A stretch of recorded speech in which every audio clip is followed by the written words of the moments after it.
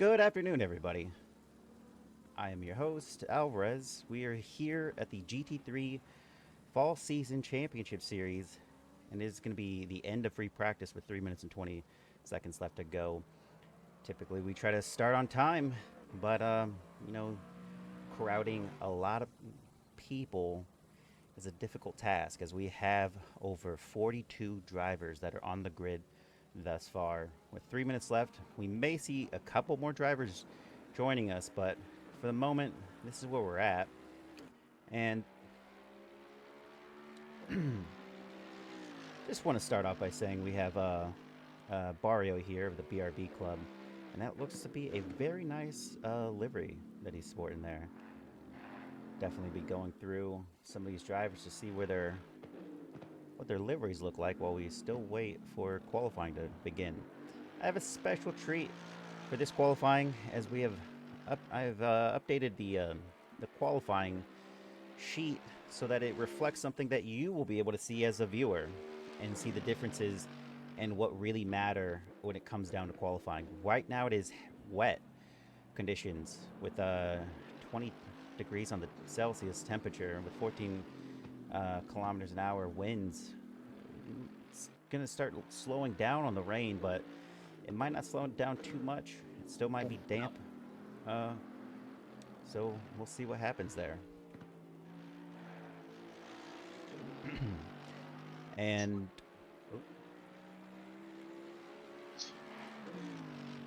as it looks like I have Eric Cassian with me. Hello, stream. Assuming we're live, We are live. uh, it's gonna be an exciting one for sure. And looking forward to the race. Have fun, everyone. And just wanted to hop in and say some notes are online for you, Alvarez, and you're able to see them now. I've tagged you in it. Okay. Thank you. All right, see you guys. Enjoy the race.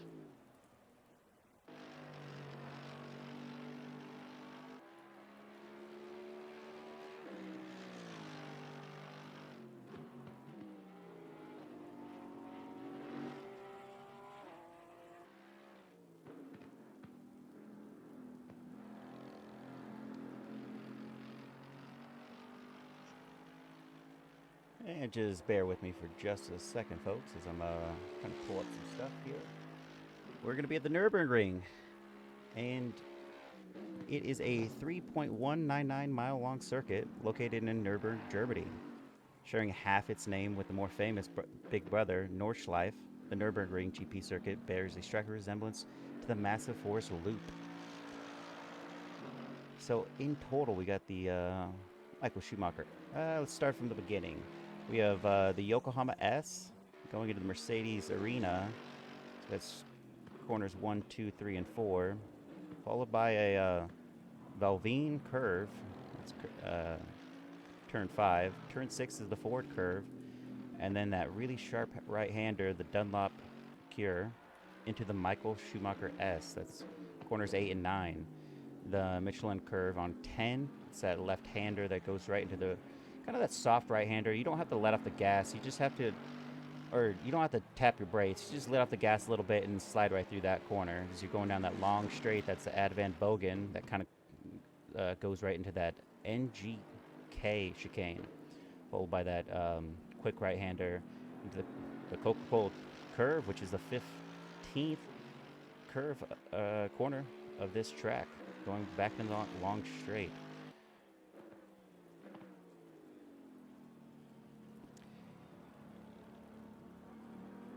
And that looked like I phoned it in a little bit. Any storylines? Storylines. Um, let's go through some storylines here. Free practice is ending. Let's get through some of these drivers.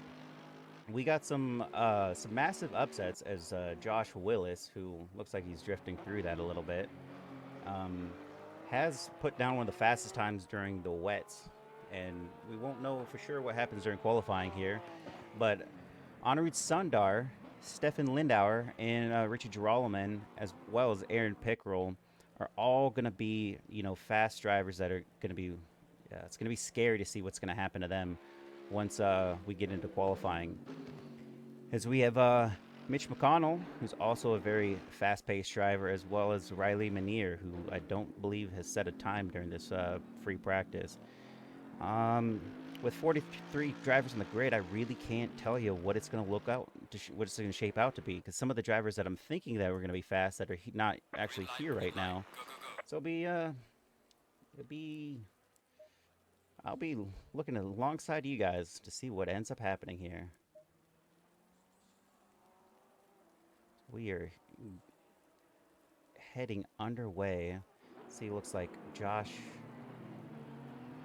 was beat by Honorud Sundar, and he is going to be competing with the IDRF Rue Motorsports team. I believe he has his teammates here with him. That's Jed Engelman, as well as Constable Cody Wassam. And he's still in the pits.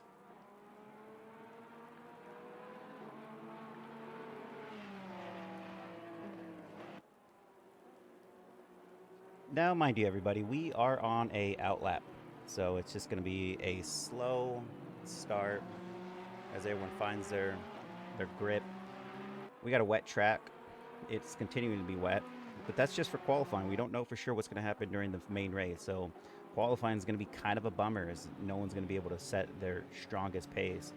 I believe an alien-like time, what we're looking for is a 153 set by some drivers. Not in the wets for sure. In the wets, we're probably looking at a 208 time from anybody. I mean, like, I've set that in my drive, so I guess I'm not that good of a driver. But that's here nor there.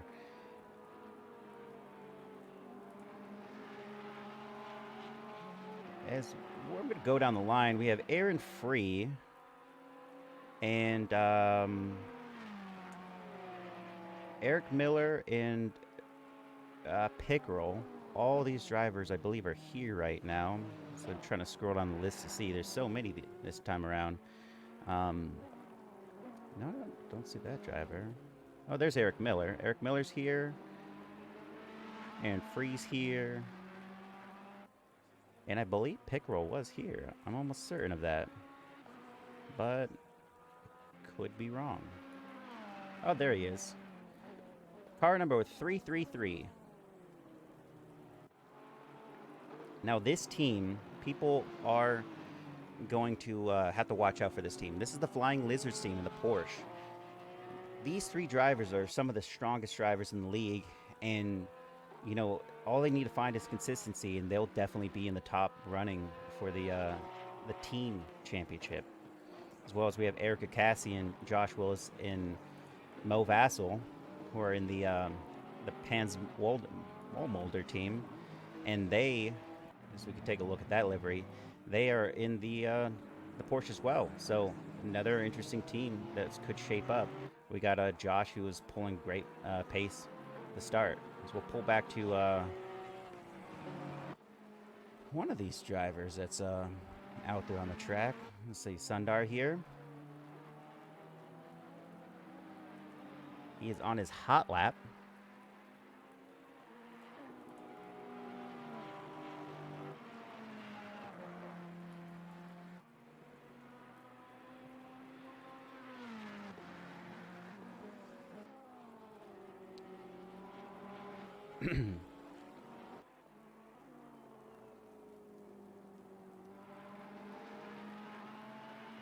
We already have a driver that has invalidated his lap. That was Jet Enkelman, my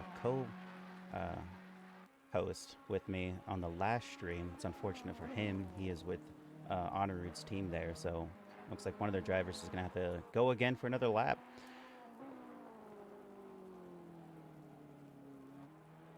As Honorud rounds that corner, we're going to see if he can't place down one of the toughest times to beat. He is one of the toughest drivers, one of the quickest drivers, and he does a 203.2. Josh Willis with a 204.2. Richie Girolamo with a 204.3. As we're going to continue to see these drivers pull less laps. I don't think anyone's going to really pull ahead, but we'll jump ahead onto Riley Manier here, as he is one of the drivers that you're going to see be contesting Anirudh Sundar for the fastest time.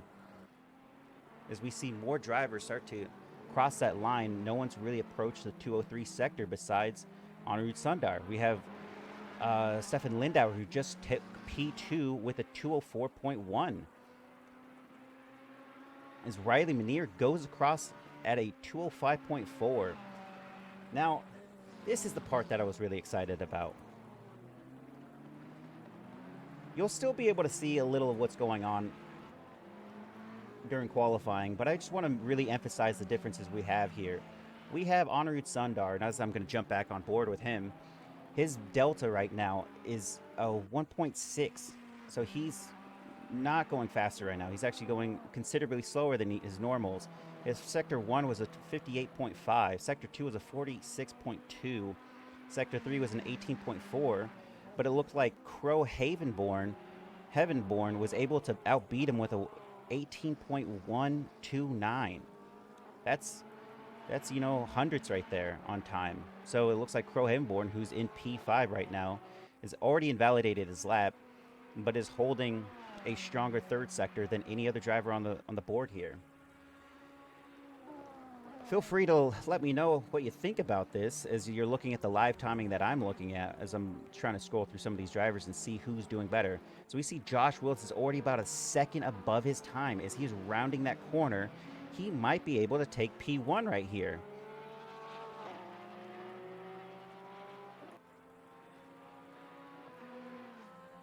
And he takes P2, literally hundredths off from the other driver, Anirudh Sundar. And he's still gaining time as he's going through that first corner there. And looking towards another driver who's coming down the line, we have Aaron Free of the Flying Lizards Motorsports is already almost a second off of his time. So he's gaining a lot of momentum here. And it looks like he's going to go into a little bit of lap traffic here. So it's going to be interesting to see if he can't pull off a solid time because of this. As he dips slightly, he's going around that final corner. The possibilities are endless for Aaron Free because he's definitely going to be in the contention for at least the top 5 on this place. As he goes 7th fastest, now 8th fastest, as Raza pulls him out from under him. And then Mitch McConnell goes 204.3. Oh my gosh, as he goes down the leaderboard. So we're going through, Stefan Lindauer is also going through the second sector now. He's going to be starting that run as he's going fastest on his overall delta.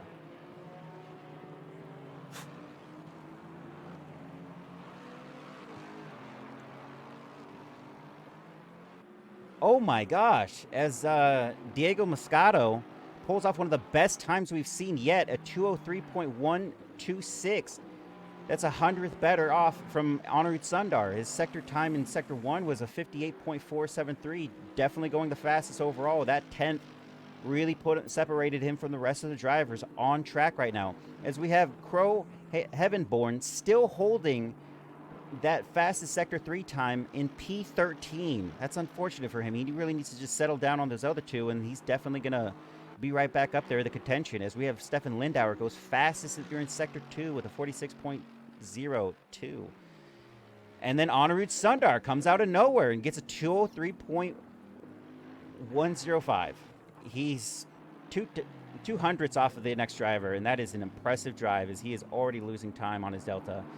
Doesn't look like he's going to be able to pull in a good lap on that.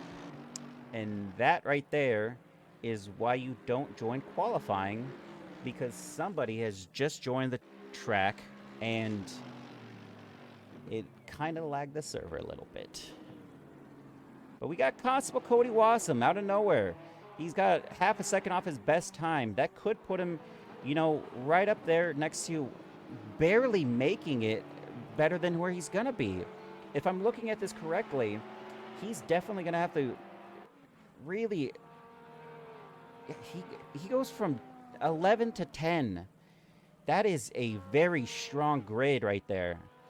He goes from 11th to 10. That's a little unfortunate. As we see two drivers already trying to impress on their times, as Josh Willis did get a 203.2, He is out there on track, going through Sector 2 through the Michael Schumacher straight there. So he's going to have to take that left-hander pretty sharply. And then he's already carrying almost a second off of his pace on his delta. So it'll be interesting to see if he can't pull off a pole position right now as Diego Moscato takes back a 202.8. My gosh. The man just keeps getting stronger and stronger through Sector 1. And he's doing even better through Sector 1 on this go-around. Because we're still holding with Josh Willis as he goes through that chicane. And he's going to be pulling away. He might be able to hold P1. As Anirudh Sundar pulls ahead of Diego Moscato and takes a 202.7. Josh Willis going through. He takes pole position. He has a 202.5. Whew. That is impressive. Qualifying is ending. That was the last run for all these drivers. We are literally looking at the end. As Diego Moscato was able to pull ahead of Anirudh Sundar with a 10th off of the time, pulling a 202.6. And we have one of the last drivers here. Got Mitch McConnell of the Pfaff Motorsports, sporting that really, I would say Scottish livery, maybe. Bit of Scottish. As he pulls ahead, he's unable to secure a better time than that. He's got a 204.3. Looking at the grid, we can totally see where the parallels change. You got guys that are sporting 202s, 203s down to P14, and then it just starts to go 4s, 5s, 6s, 8s, 12s, 14s. Some of the drivers that didn't qualify. That is very impressive, folks. We will we'll pull away from that impressive feat of directing, and we'll go right back into this as we head back to the garage.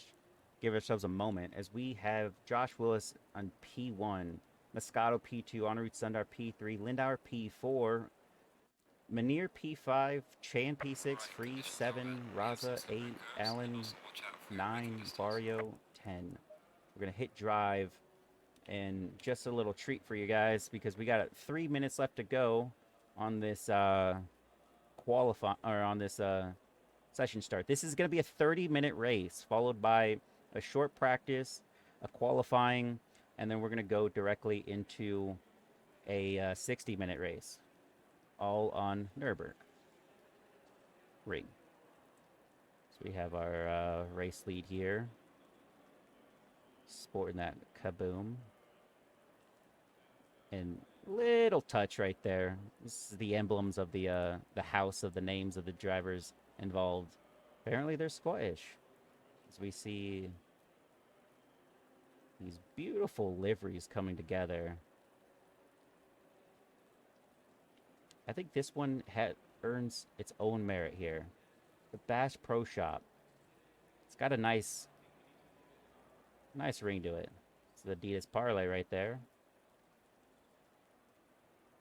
And that is one I don't have, maybe. Flying Lizards right there, as well as Penrite. Go through, get a quick look at that Google livery. Little Canadian homage. Going through, and one of the most beautiful liveries is the IDRF. And look at that. It just screams livery legend, Tennessee Tornado, Jet. And, this one I actually made, but I was unable to race in this, and that's the super bad McLaren Motorsports. It's really a handful. And he is the fastest kid alive. going down, we've seen some of these liveries: the Flying Lizard, the Pans Molder. Got a minute left still. Bass Pro Shops. This one's pretty interesting. I haven't seen this one yet. So this is the Iron Force, if I'm not mistaken. Really pulling off a really good livery there. And yeah, oh no, that's the Iron Force. This might be the Iron Force team. I'm not actually sure who that other team is. Then we got the Morton Salt Motorsports, and a lot of drivers. Azuri Motorsports, I believe, is this name of this one. Another McLaren McLovin Motorsports, as they both are sitting pretty high and tight in the midfield, back of the midfield. Everywhere's the midfield. And then going through, I don't know who some of these drivers are, but they joined us last minute. I think this is one of the incident collectors, if I'm not mistaken. But I digress. Let's go back into it. Because of the grid size, we're going to hold ourselves on one of the top 5, and then we'll start to scroll back a little bit. I know this is a full formation lap that we're going to have here, so you're just going to have to bear with us through this one. Maybe I can this a little bit more interesting as we go to camera 2.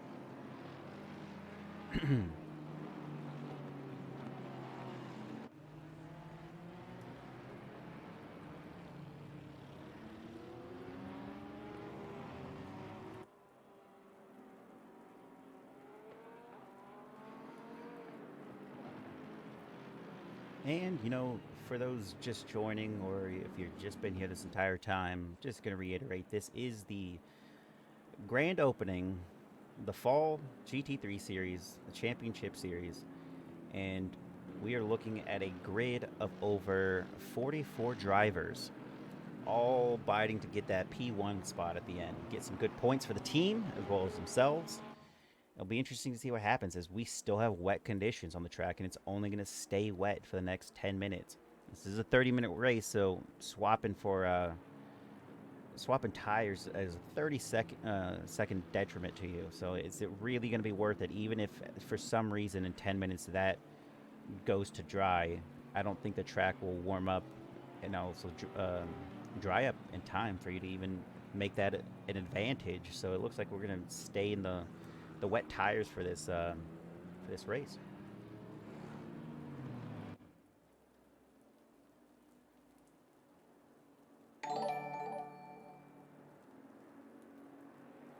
Hey, look at that. Dr. Fabulous, thank you for the follow.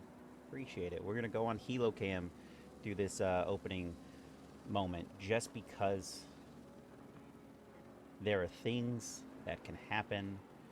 Oh, we're only through Sector 1. My gosh. If I was paying more attention.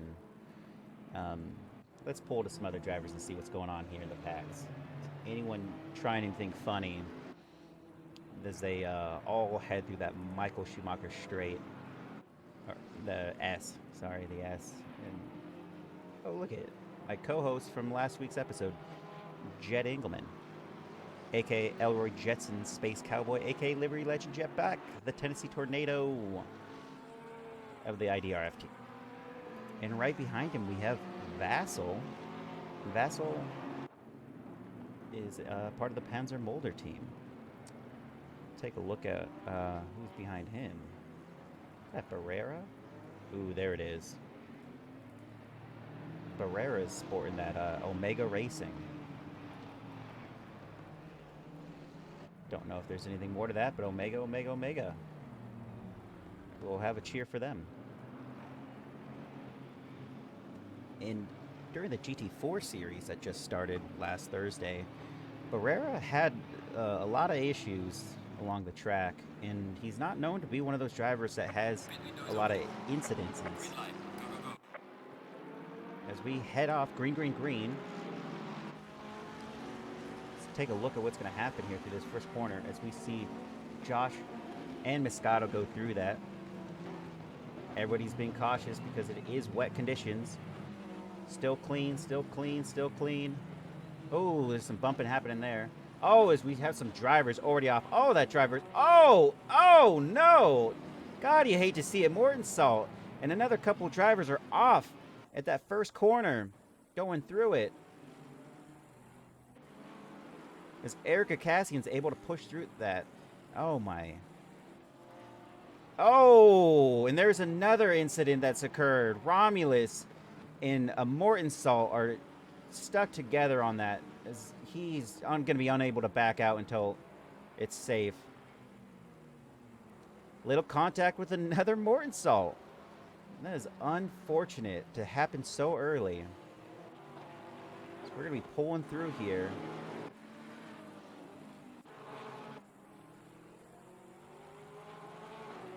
I must be completely mistaken.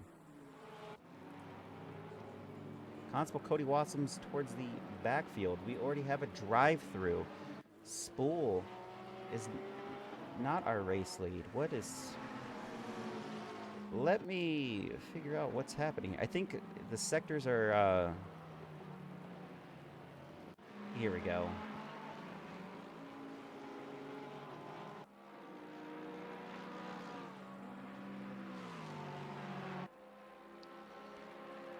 Diego Moscato was able to pull ahead of Josh Willis through all of that endeavor. Maybe it was through Sector 2, as we have some drivers already have some major incidences again as Pickrell goes down the ranks.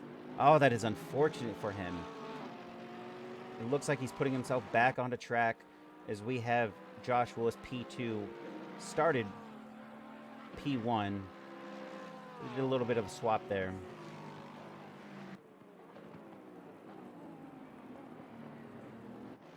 As those drivers go through cleanly, we'll see if a lot more drivers end up going through this as well.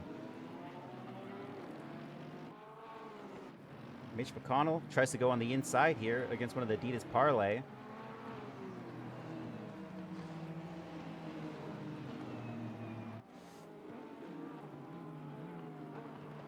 No bumps so far.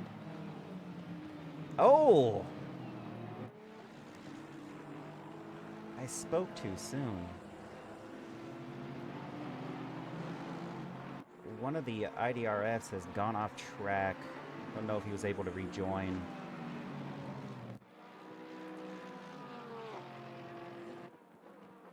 Because these two are still maintaining pace. They're a little off from each other. Let's just see where Andrew Pickrell, the Flying Lizard Motorsports, has dropped down to 31st. He's definitely not going to be happy about that one. We don't know exactly what happened. As we see a driver going down, off. Oh. That is unfortunate.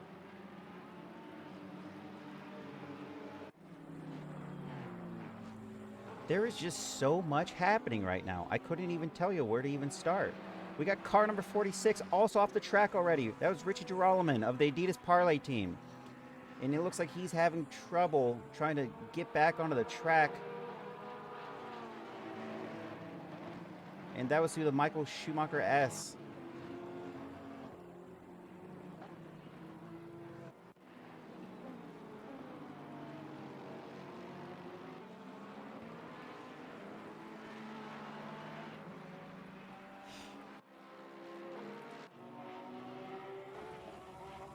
I'm going to go to a helo cam to see if I can't see where these gaps are really forming here. As we have Crow Havenborn going against Mike Burkhoff for P9. He's going to try to make a move on this opening corner here, but they're all given a little bit of space. That's what you hope to see. Oh, wow.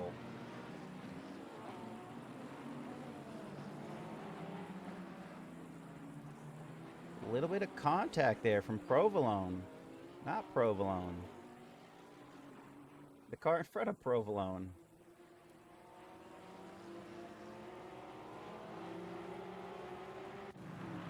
Anirudh Sundar was holding pole position at the start of this race is now P14, so there's definitely some choppiness that happened there. That car goes off? That's Nyber, P. Nyber of the McLaren McLovin Motorsports team. So we have multiple drivers off again, and that is going to be Erica Cassian, who's also struggling with another driver of the Flying Lizard team.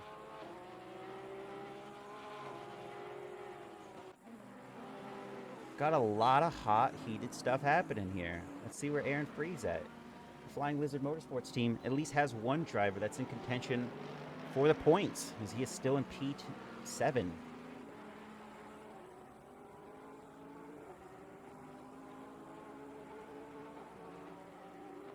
You see A. Raza in that Boatley right there, car number 30.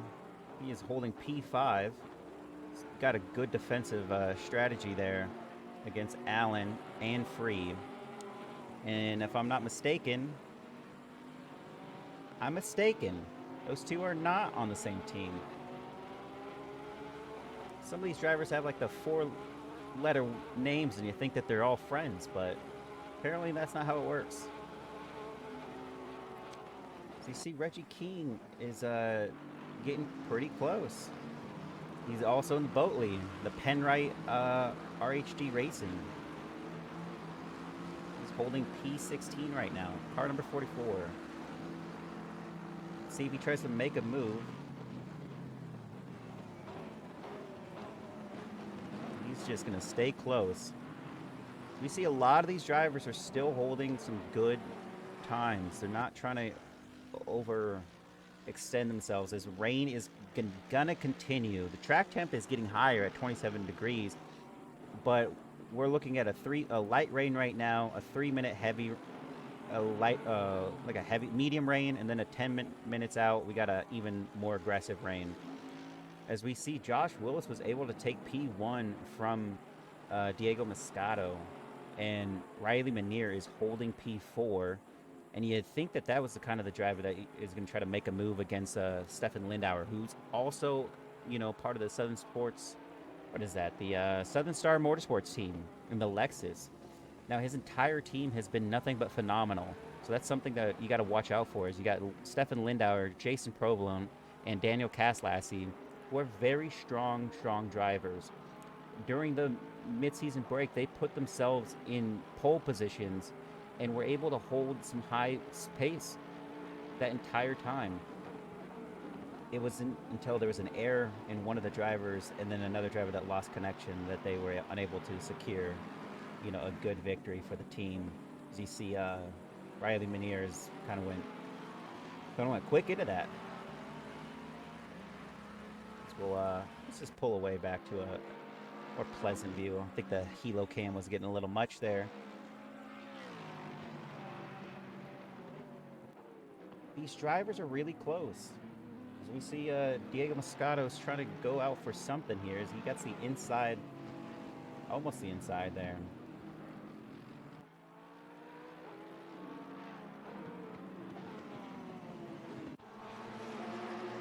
Got Chad Engelman and Jorge Barrera that are neck and neck, tense off of each other. It's going to be interesting to see if one of these drivers is able to take that inside corner.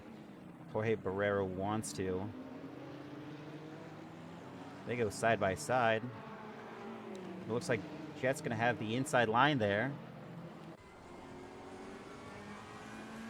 We have oh no, we have a car that is off the road right there.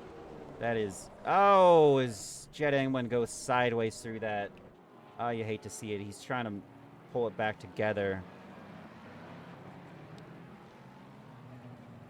As Jose Bravo also trying to dodge some traffic as he slides up right there.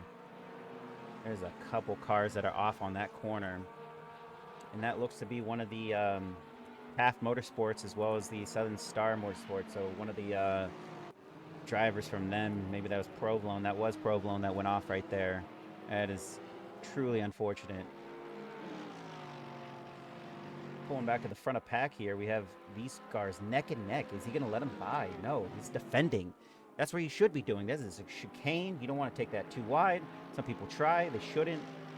Looks like Stefan Lindauer is also holding his own against Riley Manier, and that's something you don't see often, Riley Manier being held up by another driver. So it's great for him, great for Lindauer. Ooh, back in the backfield, we have car number 67, who is on their own and has an error. Don't know if they're going to be able to recover from that. They're still 31. That's Jose Bravo of the Azuri Racing. Looks like he's going to try to get back on to track. Oh, no, he has a lot of damage. I don't know if he's going to even attempt it as his teammate passes by him right now. It looks like he's going to try to struggle and go into the pits. You hate to see it. As Eric Miller here is going a little wide. He's going to be versing Eric Cassian.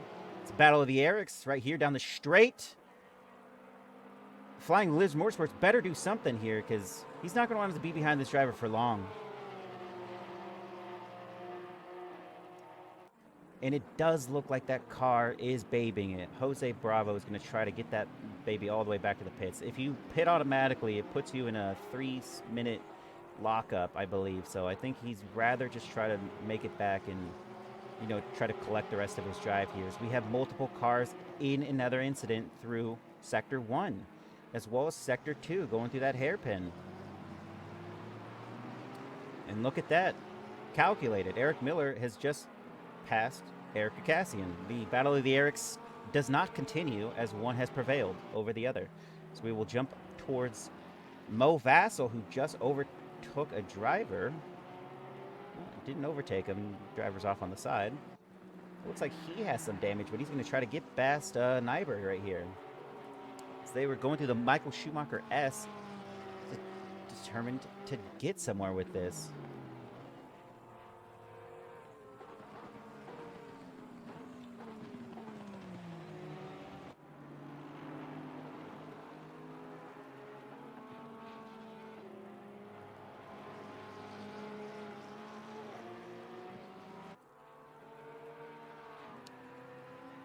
And just because I was given some indication of who Mo is as a person, the ladies' man Mo Vassell, Panzer Wallmolder. That's all I know about the man, but hey, there could be worse reputations that a person has in life.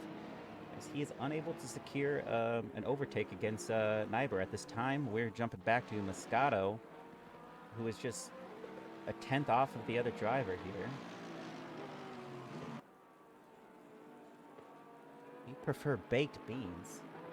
Zippy Fox, did I say something? I can't even remember what I'm talking about now. Ooh. That must be lap traffic if Morton Salt is getting passed like that. Because that was a clean push through that driver. As we have Barrio and Mike Burkhoff of the BRB Club, and they're holding steady at P7 and P8.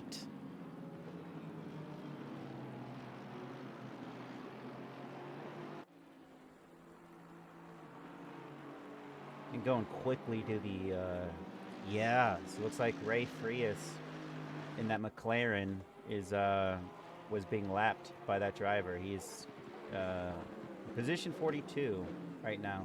We're looking at the relative screen, but I'll switch to this. Quickly go back. It is great for these two drivers, as they are, I believe, the only drivers right now. I'm just going to drop back to Mitch McConnell here. We got Crow of the Ness Motorsport, Raza of the RHD Racing, in the Boatley there, the Penrite Boatley, Riley Manier, Lindauer, Moscato. No. What am I saying? Oh, you just prefer baked beans, Zippy Fox. You know, I prefer a good can of chili over baked beans any day. You can't change my mind. The BRB Club holds 3 positions in the top 10. They are P2, P7, and P8. It looks like Burkhoff found himself a couple of good drivers to be a part of his team as they are driving that AMG. We are halfway through. Keep it up.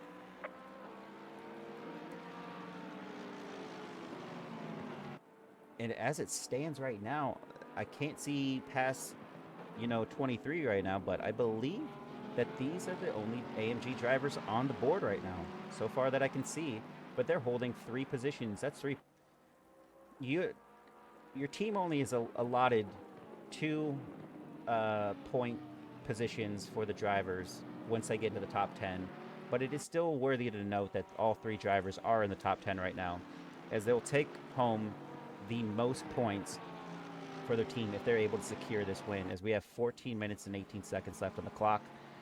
I think everything's been steady so far, as we see a driver go off. Oh no. Which one is that? It's Jason Provolone. Where's your boy Wassam? Let's pull up to Wassam here. Constable Cody Wassam in the IDR Rue Motorsports is in P20. He is just behind Mo Vassell, the ladies' man Mo Vassell, and Daniel Caslassie in the Southern Star Motorsports team, with a Richie Girolamo, also a fast-paced driver of the Adidas Parlay, who's also in the backfield.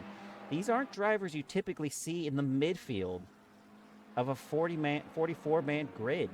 These are drivers you usually see in the top 10. So the fact that they are not where they should be is just a testament to the new blood that is, jumped into this season, as well as, Wets is a great equalizer.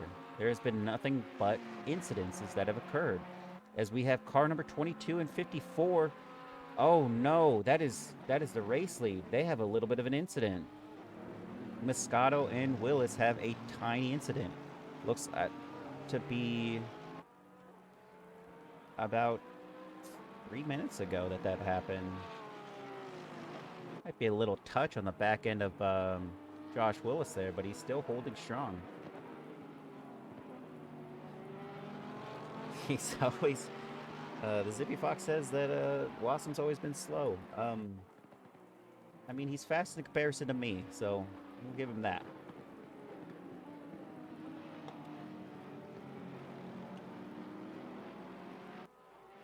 Now, I'm not sure how it's going to pan out. We have a best time of a 2:02.5 by Josh Willis, but Diego Moscato has a 2:02.4. And he's not even the fastest driver on the track, as we have Riley Minier take a 2:02.415, just a couple hundredths off of what Moscato did. And as I go down the grid, I don't see a faster time at the moment. So it looks like we are sitting with our driver with the fastest time of Riley Minier in P4. Take a look at Andrew Pickerel here, as looks like he's getting close to that Ness Motorsports of the, I think that's Jay Snyder.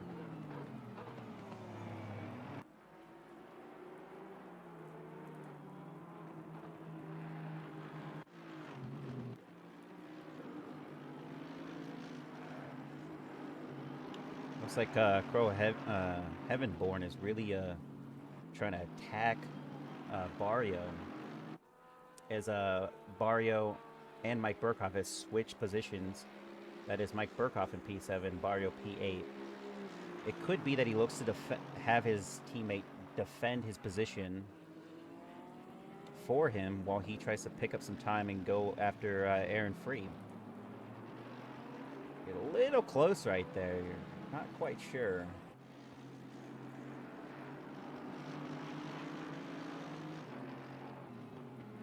Now, it would be interesting to see if actually Crow ends up going for an overtake, knowing that his slowest time is Sector 1.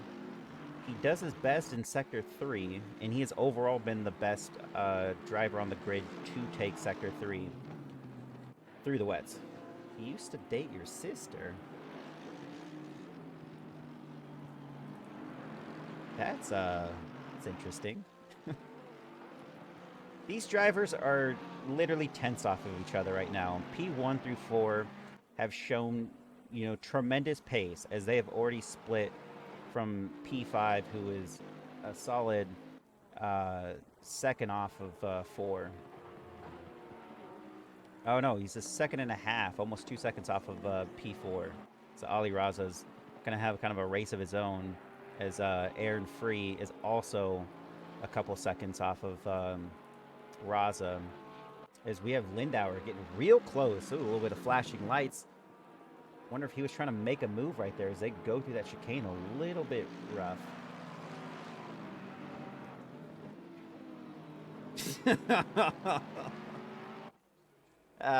Yeah, Zippy. I'm just gonna pull that one to not my public speech right now. I can only imagine why Wassam would be called something like that. As I'm just gonna give a brief scene overlay so we can take a look at what's happening here. Is we have what I'm showing you, the driver stats right now. We have a gap of half a second off of Moscato from Willis.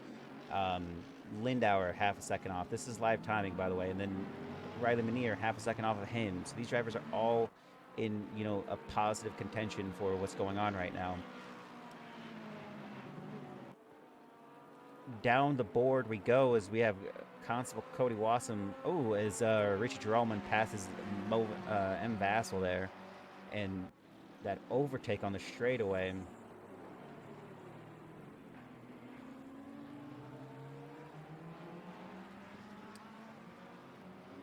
Cody's able to withstand Richie Geralman's attacks there. It's quite impressive because Richie is a very fast-paced driver, and he is, as they go in the Ferrari together, going hand in hand, it's going to be more about who makes a mistake versus who's quicker. It looks like there might be a little bit of damage on Richie Geralman's front end there too, which is kind of probably holding him up slightly. Going back to the top of the grid, we don't have a lot of other drivers that are really in the contention for a passing motion. You can see as I scroll down, we have drivers that are a couple laps back. One has stayed in the pits. Bravo's 3 laps back. He was one nursing his car back to the pits.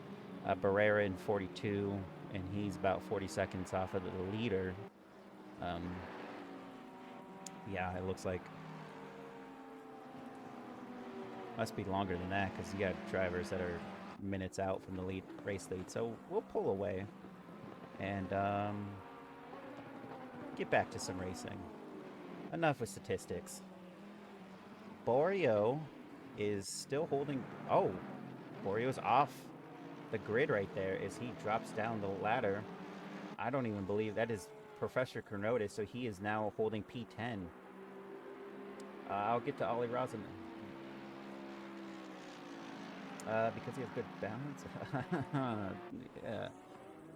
Yeah, Zippy. It could be that he has good balance. As we see Barrio, there's an issue that occurred through that chicane. He went off along the wall. He has some damage to his back end. He is P10. Sundar P8. As Professor Carnotis is trying to get a good look at him right there. We'll drop through. Take a look at Mike Burkhoff of the BRB Club is holding steady at P7 with some gaps. It's Ali Raza in that Boatley is in a race of his own, P5, but 2 seconds off the driver behind him at Aaron Free of the Flying Lizard. Ooh, as we have a driver go slightly off that looked to be Lindauer, as he is holding P4 right now. He has dropped back a little bit. Riley Manier has a 3-second gap to P3 or to P2. As Diogo Moscato is the only driver to maintain consistency with Josh Willis there. As we have 5.5 minutes left to go.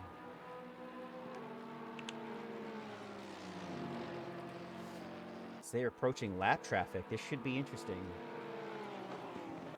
As they go through this chicane, this driver he is behind is not a normal driver that I've seen. Oh, it looks like he's going to let him by. Looks like he's going to let both of them by.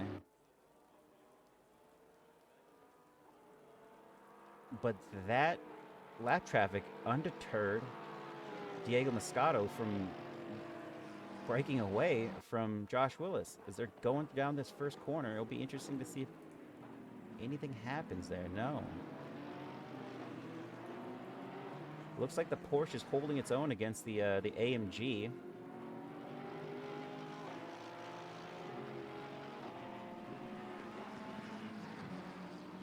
They're still clean through Sector 2. We got Borio here of the BRB Club. He has dropped down 2 positions. He is now behind Allen and Chronotis.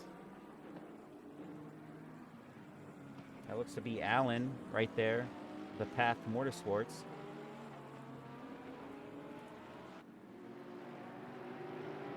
That looks to be lap traffic behind him as he goes wide.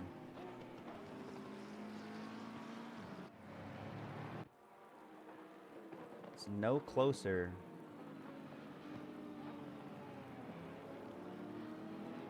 Let's take a look at some of these drivers. We got Stefan Buckley of the Turtle Track Sim Sport in a Lamborghini. Santiago Roscoe of the Mortensalt in P38. As he has some lap traffic on his back there. Just popping through. Matt Morrison of the Iron Force Racing. Looks like his livery didn't get updated, and that's on me. Romulus of McLovin McLaren Motorsports, car number 555. Wassam is going to win the race. Just watch. Wassam, yeah, it's going to win the race. I'm just watching. DeMarcus Rogers of the KCMG in P30. It's a newer driver that I haven't seen yet. We got Mitch McConnell here of the Path Motorsports is in P18, but he's getting close to that driver. Looks like he has Constable Cody Wasson behind him in P19 with a second off that time, but he is really hugging Chan. That is Eddie Chan that he's right on the back of. I believe both those got a Aston Martin versus that Porsche.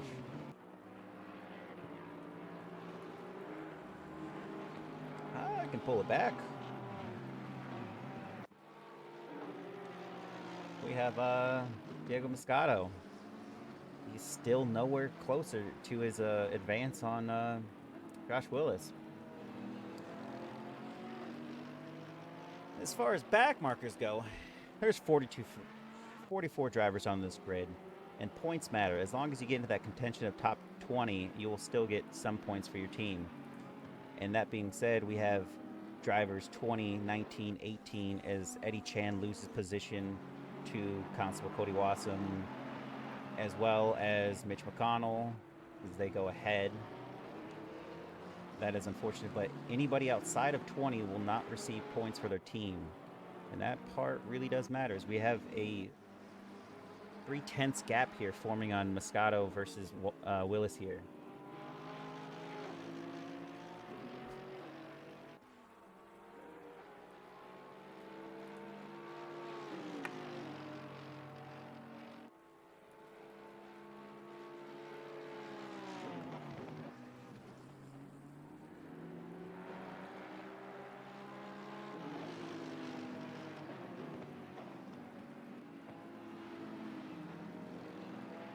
Now, just looking back, we're looking at the best times that have been occurring as we still have wet conditions as the leader goes on the final lap.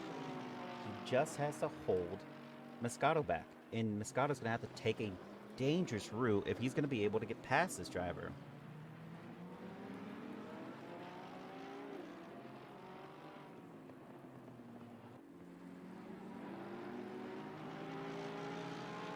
Let's go on board. See what he's trying to do here. Oh! That is contact.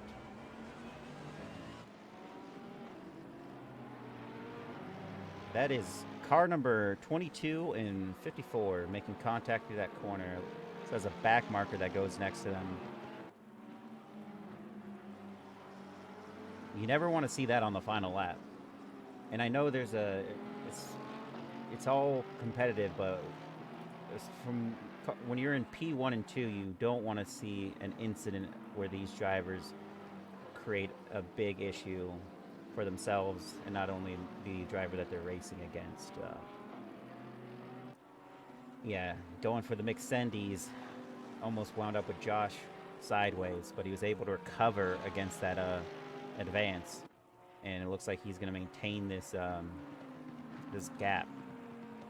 It is only a 2/10 gap here, so anything can happen. Oh, as there's a McLaren Motorsports on the side there. It looks like to be Romulus, car number 555. As there's another bit of lap traffic going through that curve. That is a send if I ever saw one.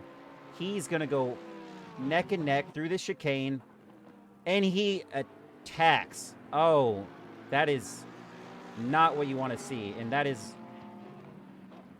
Oh, as the drivers clash again, as Josh narrowly misses his braking marker, and it looks like that is the end there. The leader has finished the race. Moscato definitely sent it through that chicane, and there's another incident that occurred between those two drivers, but Josh Willis takes P1, Moscato P2. Lindauer was able to pull back against Riley Manier, and he's got P3. Riley Manier P4. Raza going across, he's P5. Burkhoff P6. He had managed to pass Aaron Freet sometime, who is now P7. Crow P8. Sundar P9. You know, great job making up some work because he was pulled to the back from the start. Cornotis P10. Allen 11. Barrio 12. Pickerel going across 13. Snyder 14, Cass-Lassie 15, McConnell 16, King 17, Wassam 18, Richie Girolamo 19, Eddie Chan is 20, and then you have Vassal outside of the points. Vassal, Jin, Spool, Nyber, they're still kind of going at it here, but I think we can safely assume that the rest of these drivers are on board. As I'm going to quickly go through them. 26, Jacob Otto, Shurik still holding his position, DeMarcus Rogers, 28, Miller, 29, Provolone going to be in 30, Chan, 31, Matt Morrison, 32, Oak, 33, and we got pits for Rose, Rogers, Romulus, Orozco, Frias, Buckley, Barrera, Chad Engelman, Rigby, Bravo, and Ward. So, it is unfortunate. You got How you doing, Max? I'm in here. Oh, congratulations on the win. You know, it was a tough battle. You know, you had great pace throughout the entire race. We have Josh Willis with us, who is in car number 22 of the Panzer Molder team, and he, you know, there's a little bit of an incident at that final end. What would your comments be on that? What happened right there going through that chicane? So I had to do a little bit of lifting towards the end of the race to make it. I had half a liter finishing that race. So in that final lap, once I knew it was the final lap when I could push, I was just pushing hard, and he came up on the inside, and there was just a little bit of contact that sent me off track. And then just a little bit of contact that left in the end. We'll have to let the stewards decide and see how that goes. But it's just hard, victory. Just try to win it.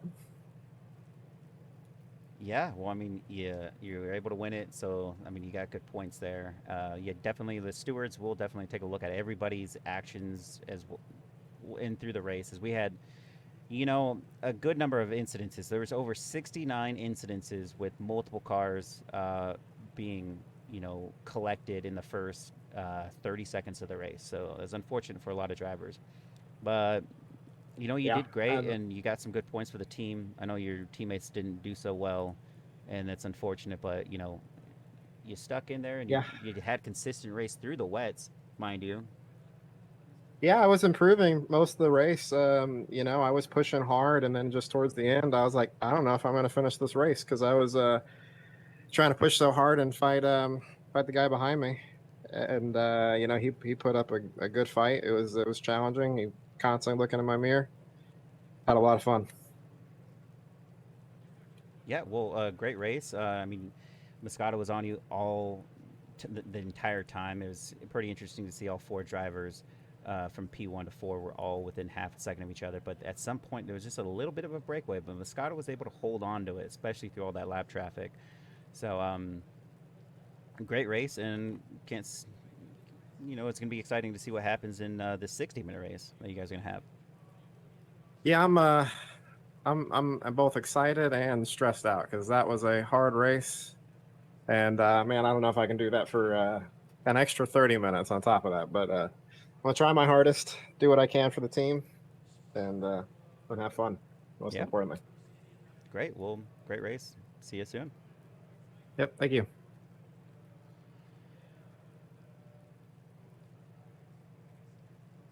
Now that was a race winner, and I don't know if I'll be able to get anybody else involved. Um, but we'll be just taking a look quickly at the race here. So we have free practice, which is going to be 10 minutes, then another qualifying of 10 minutes, and then the race. I'm just going to quickly pop to the menu there. Interview awesome. I'd interview anybody that would welcome themselves to join, but it's one of those things that you ask people to do so at the, but sometimes it's not consistent, which is the key there. And we're gonna go with free practice. This one.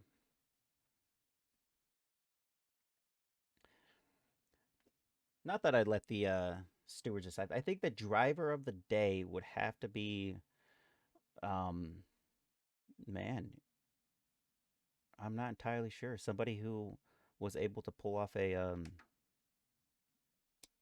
you know, something from the backfield. Like I think Sundar, like overtook at least 15 positions to get back where he was.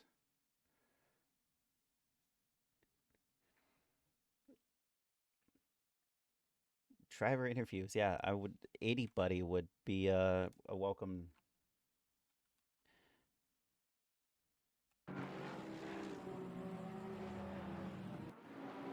But let's take a look here.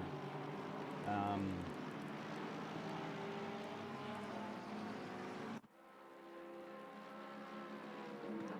so we had Moscato in P1, but at some point he loses that.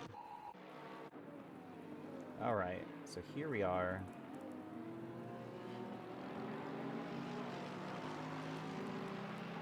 Pull that away and. Oh, and Lindauer. No, that's Oh, here's where it happened. Look at that. That's smooth. Back 12 seconds. So what ended up happening here? Yeah, we can go to that incident. He missed his braking marker. Moscato did on that first turn, and it gave, you know, all the clean room for Josh there to get a look at that. Let's get all the way to the end here.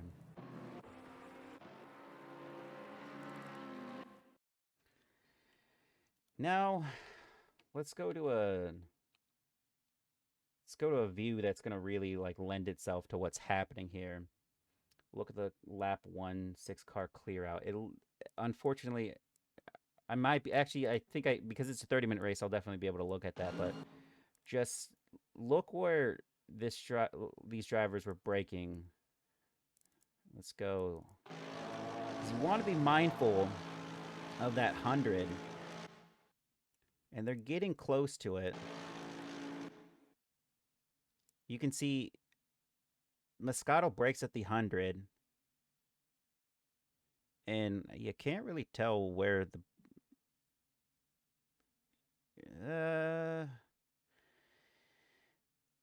it's Josh that made contact first, but he was turning into the chicane, and this is one of those scenarios where if you were Moscato, you'd have to give the position up because you weren't already in the corner like he was. He was already ahead, and then he just bumps and taps. And if we were to go back, this is that whole like Hamilton versus Verstappen moment. Who has more room going through this? He's not even on the back end of his tire. He should have bailed out of this. and I know the stewards will have to review it, but when we're talking about a corner, a chicane like this, I if Josh was going to get a penalty, we could probably play that it's going to happen somewhere on this section that occurs where it doesn't even look like there's a braking moment, but it didn't look like he was collecting much speed as well. I mean, I'm not a great. There's a reason why I'm not the steward, because every time someone hits me, it's their fault. So I can't be the one to judge this, but they will be definitely judging that based on what happened. So let's go to that little pileup that happened right at the start here. I would believe that you'd have to dish out a penalty for one driver and then another driver based on what happened. He didn't have the line, and he should have just receded. And it's unfortunate, but like if you don't have the speed and you were not through that corner at least more than halfway through that chicane, it wouldn't have mattered. He shouldn't have went through that line. Now it's really difficult. Where did the actual incidences occur? Because I was not taking a look at any of these drivers. We're just jumping through them. They all seem to be going through fine through turn one. This is the first lap that they actually take.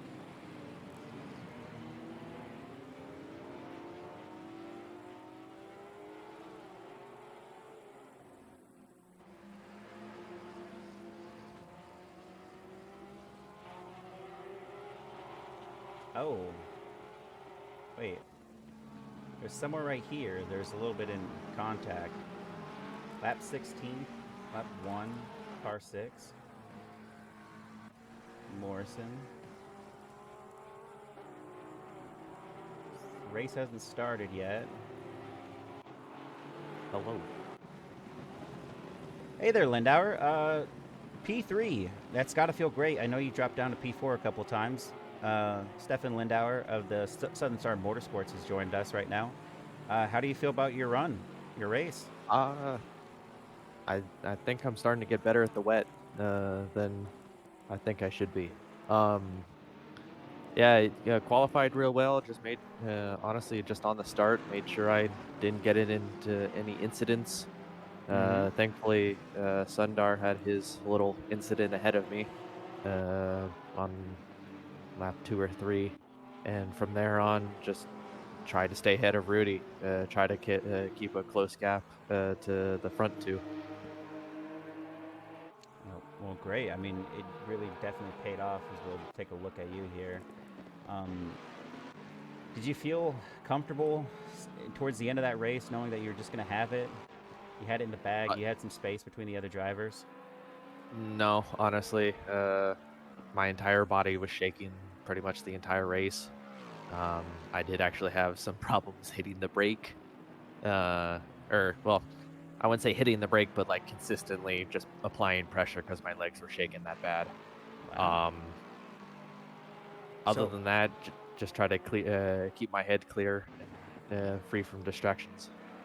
Are you going to take any of this with you when you go into that second race? I know it's a 60-minute race, so are you going to be clear-headed and, just try to learn from what happened during this race? I mean, I'll try. We'll see when the race happens, depending on what the conditions are. I'll work my ass around it. And it was towards one of the final laps. What actually happened with Riley there? Did he just lose his braking point? I don't think. Honestly, I coming out of the right-hander going down towards the hairpin, I meant to press both of my blinkers, just as a thing I do to the people behind me. Only pressed one, and that tripped me out. And then after only hitting one, I double shifted, and then my mind totally went haywire. It just went blank, and I had no idea where I was. And then all of a sudden, I hit Rudy, spin. So I still have no idea if he hit me or I hit him. It's whatever. He What it did looks like eventually give back the position. is that you pass him through right after sector 1, starting into sector 2, going to that hairpin to the right before the Michael Schumacher S. You just breeze past him. So was there an incident that occurred before that? The lap or two before was when I had my incident and spun. Oh, okay, because you stayed pretty promising next to him, and then at one point it looks like Yeah, just lets he you let me by Yeah. going in back into the hairpin like Okay. this either Yeah. the second to last lap. It was this. So It was I think the second to last lap. Yeah, because then you went through one, and then. But yeah, overall, great performance, yeah. Thank you. I'm and good just luck on the happy next race. I mean, 60 minutes. You're gonna be shaking at the end of that one too.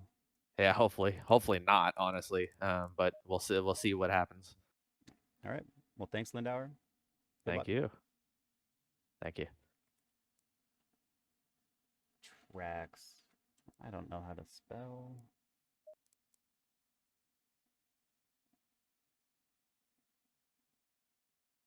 As we are going back to a live view of what's happening on the race, I think it's still towards the end of free practice. Do have a slight treat. If anyone's not been uh, here at the start, I did. Let's go. Just waiting for this loading screen. Then I'll switch it.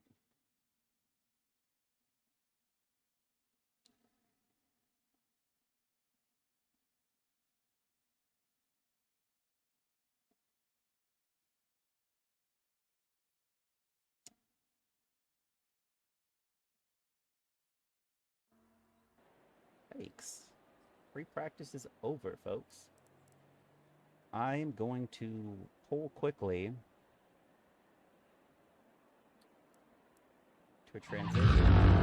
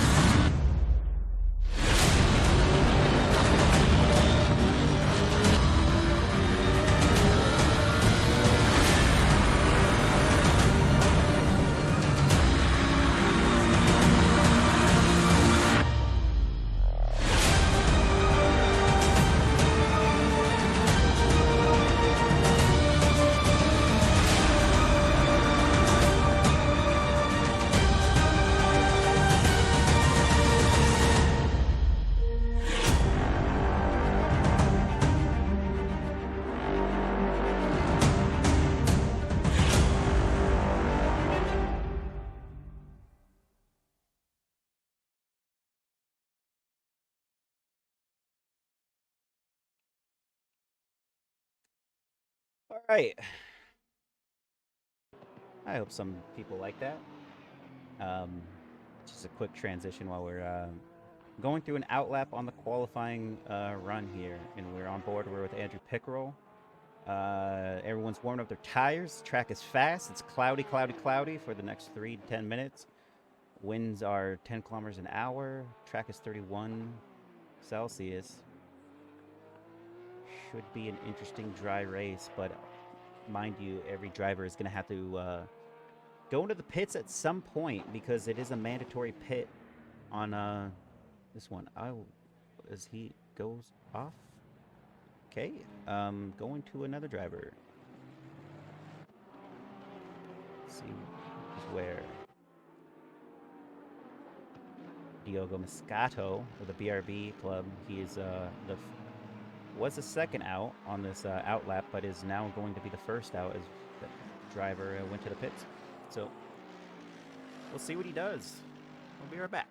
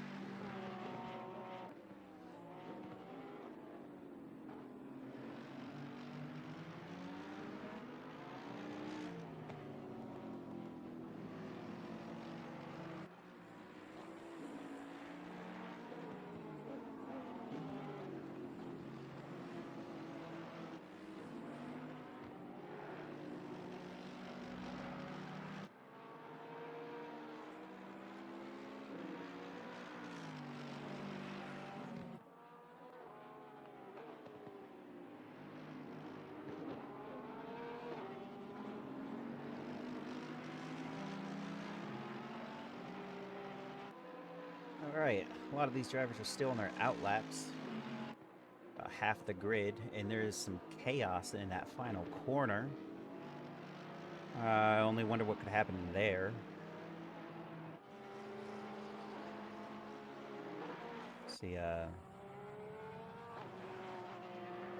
don't think there was any incident. No, they're just all slowing down to get a better lap in. So we'll pop back on board of Moscato here, who's already invalidated his lap. So that doesn't bode well for him as he pulls to the side to let people by.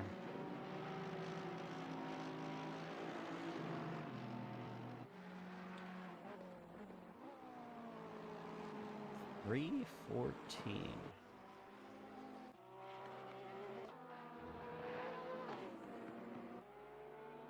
It looks like Jerry Shirk might be the first driver to go across. No, I think this is going to be his hot lap right here.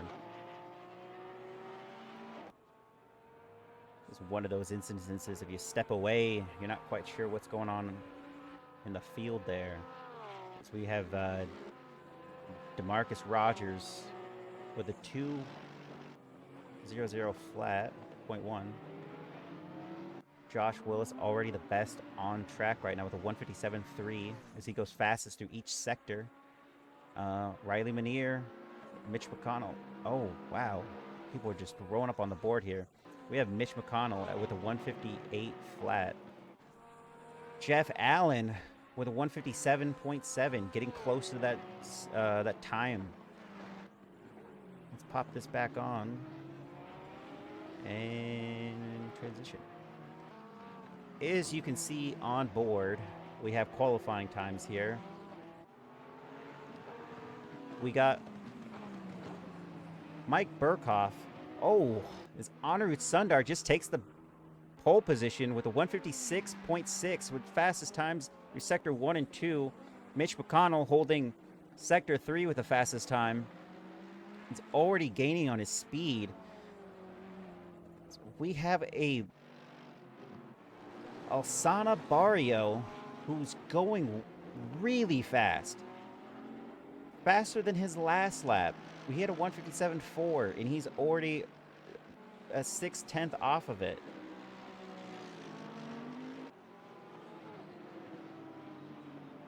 As he rounds Sector 2, it's going to be hard for him as there's a lot of traffic ahead of him. Is unsure whether or not he's going to be able to cleanly get by to maintain that speed. So he still has a half a second off his time. As Anirudh Sundar maintains his delta and is going even quicker than his last time.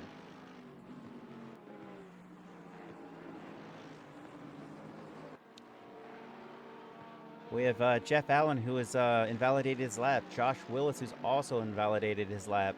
Mitch McConnell, who's also invalidated his lap. Aaron Free, also in the red, also invalidated his lap. Barrio is in P3, and it looks like he's going to... Oh, my gosh. Riley Manier coming out of nowhere with a 156.6.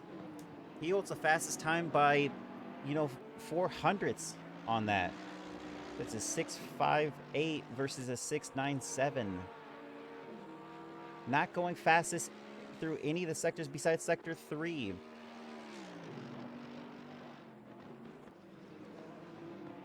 As Barrio crosses the line, he's able to improve upon his time, but he's still P3. And you knew it was going to happen, but Anirudh Sundar just takes P1 again. He is now sitting on pole. Provisional pole with a 156.2, going fastest through every sector. All purple for this driver, and it matches his livery, that's for sure. As Riley Manier has invalidated his lap this go around. As we have this Sector 1 for Jeff Allen, and he is going really fast. But I don't know if that's going to be enough, if he's going to be able to maintain that, as we have Mike Burkhoff also really fast, a second off his best time. He would be in contention for pole position if he maintains this speed throughout the entirety of his lap.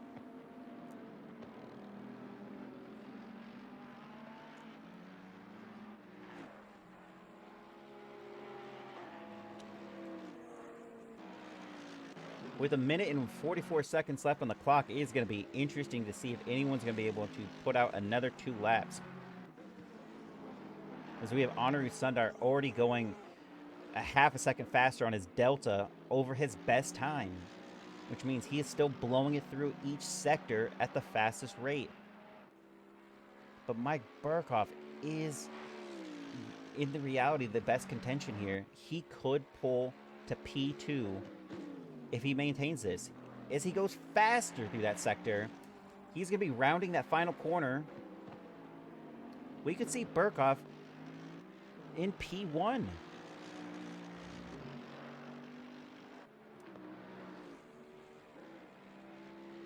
Mike Burkhoff with a 156.160 holds provisional pole right now as we are closing down with 48 seconds left on the clock. He's going to end his time as Honoru Sundar now pulls a 155.4, going fastest through each sector, putting Mike Burkhoff in P2 again, who was just went to the pits. As Riley Manier is going faster on his time. He is going through sector 2 right now as we see Josh Willis, who had a very strong opening, is still, now he's going to be going on his hot lap. Is he's sitting in P11. We have Barrio, who was in P2 of last race, now at P4 in pole. Josh Willis, who was in P1, winning that race, last race, and he is sitting at P11 for quali right now. We hope something's going to happen for that driver. As Riley Manier is going faster. As we are heading to a close, qualifying has ended. All drivers that are on their lap this is it. We have car 54 that is going to be the last driver, Moscato, who will be in the contention there. Barrio, what was I thinking? Barrio was P12 at the end of last race. Yeah, it was Moscato. Thank you, Bo Kid. Thank you. That was Moscato who was in. He's sitting in 40th right now. Moscato is P2, and he is definitely at the backfield, but as we see Riley go across, let's see if he changes. He's able to push Mike Burkhoff out of P2, and he's just going to hold that there. So we have Raza going across the line. He goes to P6 with his time with a 156.5. Barrio stays at P7 there. From dropping down from P4, Mitch McConnell goes P4. Aaron Free P5. Any driver still on the track as we see Josh Willis and Daniel Caslassie are rounding that corner. This is the Southern Star Motorsports team. He is almost a second off his Delta. He goes fourth fastest with a 156.4. Josh Willis, he is a second and then 2 off his Delta. As he goes P4, pushing Daniel Caslassie to P5.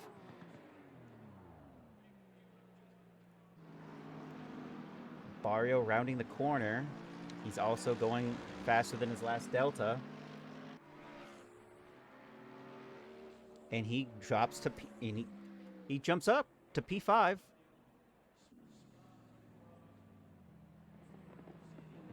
And that is the end here for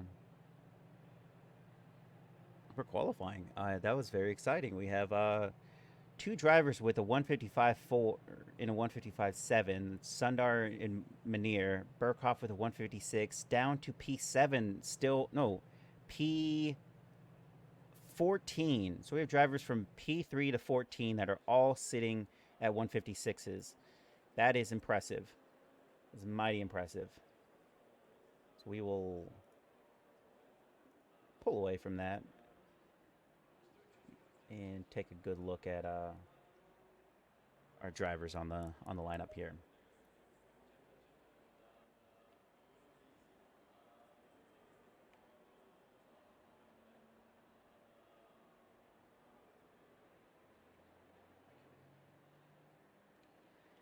Taking a good overview grid of these drivers, you can definitely take a look at the top view.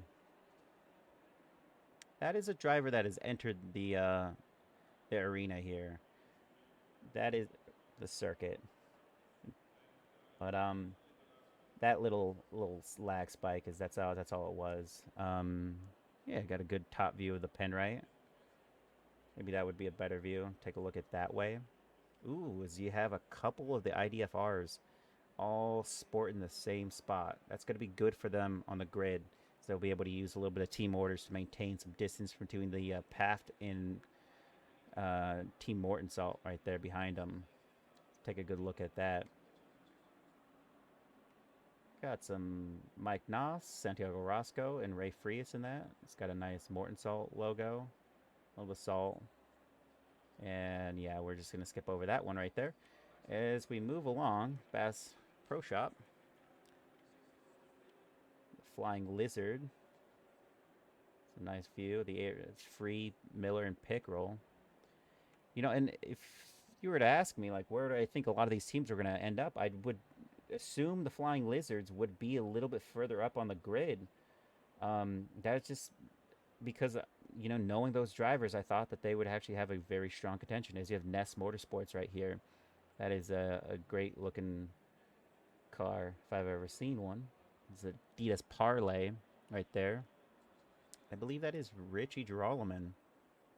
That's a nice view of the Tracklicious Sim Racing. And take a look at that. Got a minute left on session start, and then we'll be going green for a, actually not green. We'll be going through a formation lap. As the incident collectors looks as bad as it's supposed to be. They made theirs with the intention that they weren't going to be collecting points, but incidences, as it seems. So we have the Chronotis's special edition of the Adidas Parlay. And thank you, Themosha Fox, for the follow. One of the Panzer Molders back here, the Azuri Motorsports. That's something. You can take a look at that. And a couple more Super Bads as they are sporting themselves my custom livery that I made. It's not the best. Oh, there's another incident collector. That purple one right there. Getting to the back of the grid, we have a couple more left for you. Morton Salt, Panzer Molder. And that one is fairly interesting. I haven't seen that one before. But that driver has joined us. It might be one of the main ones. Yeah. As I will pull to these drivers that have been able to exit the arena here. Just take a good look at our race lead as it goes through the formation lap. This is going to be a 60-minute race, and it looks like we're still going to sit at cloudy conditions with a fast track. Same temp at a 30-degree Celsius, same wind conditions.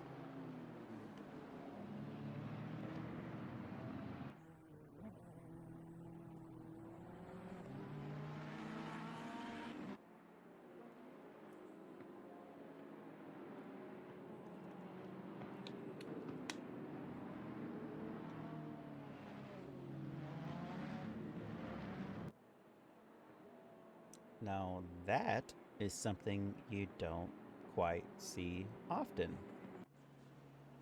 Chet Engelman is in the pits.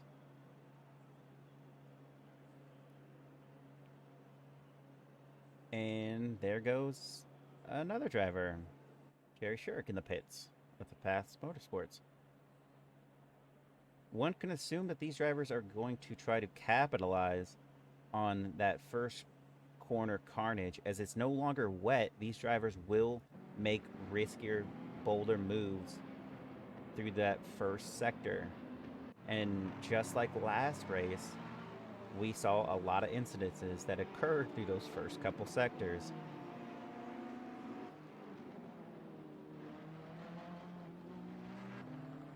And a betting man would want to be in the pits through all that nastiness, as they can go straight out once it goes green, and they could just coast by any residual carnage and start making up some positions right away.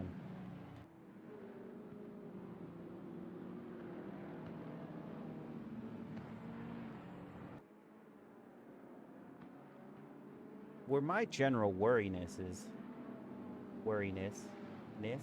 I can't say that, where I would generally worry is that if you are one of the top 5 drivers on the grid right now, and you're going through that first corner, you are the most vulnerable drivers going through that corner off the bat.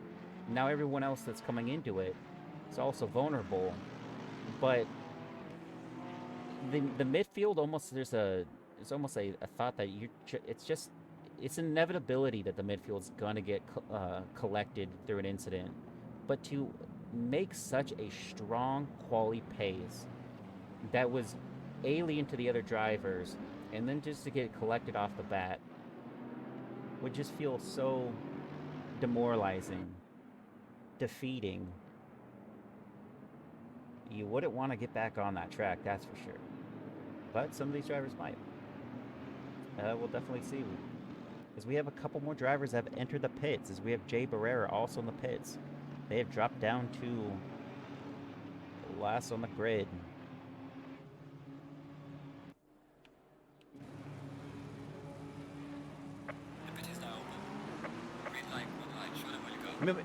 Mitch McConnell, Ali Raza, Jeff Allen, and Eddie Chan all have drive-thrus as we're going through the list. That is insane. Contact with one of the Southern Star Motorsports is more contact is going through that corner. One of the drivers is off now. Oh, that is unfortunate. Oh, as there's contact with the Adidas Parlay, Incident Collectors, Missouri Racing, Panzer Molder. Oh my God, more carnage as another driver goes off right there. Oh, you hate to see it. There's got to be more clean. Oh, it's that driver goes off into the side now too. You thought it was over, and it continues. As Moscato is on the front end of all that carnage, he doesn't have to worry about it. As two flying lasers go side to side.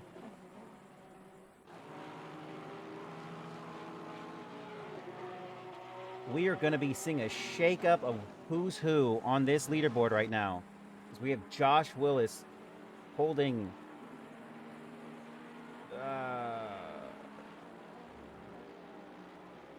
as soon as that collects, I think that is P3.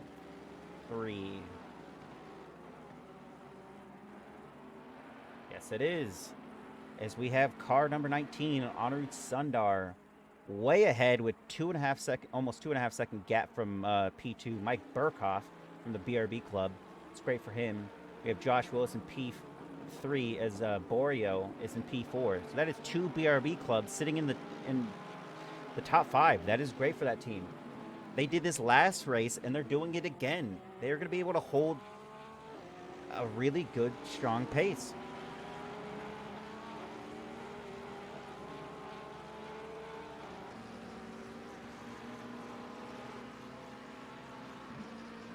We see a lot of drivers in the pit still.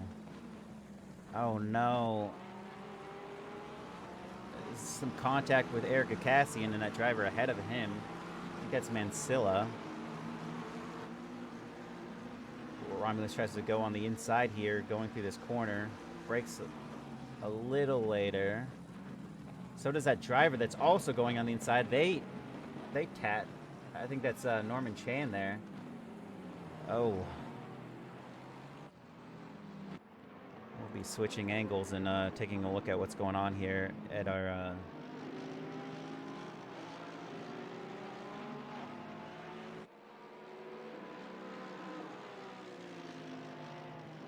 Oh, no. That is unfortunate. We have a car off the side here, collected in an incident. He's going to be back on the track. There was some damage from Missouri Racing right there. That is Jose Bravo. Definitely front end. Most likely unavoidable. A lot of that was unavoidable. But you hate to see it, but off the opening lap, that's just... Sometimes that's the consequence. So we have Chronotis getting really close to this driver ahead of him as he tries to take on the inside. Oh. Mansilla is off, and he has no ability. You can see him trying to move. He's waiting for some safety there.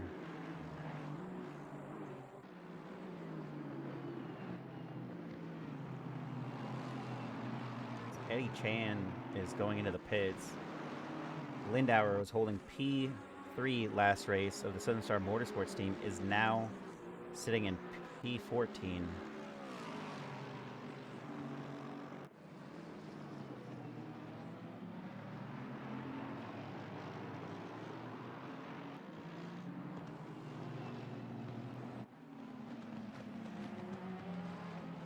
Parker Nyber in McLevin McLaren Motorsports is going to have a go at Ray Freas, car number 777. Those two are neck and neck. Tries to make a fake on the inside. He does not get it.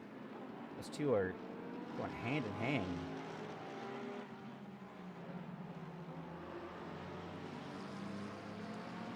Oh, like that camera was a little low.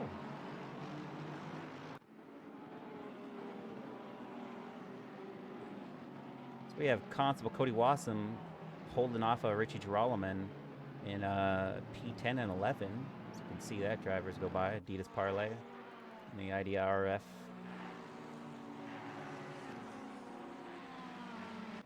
Josh Willis is still P3, but he wants to have a go at Mike Burkhoff here. It almost happens as they're going through the Michael Schumacher S.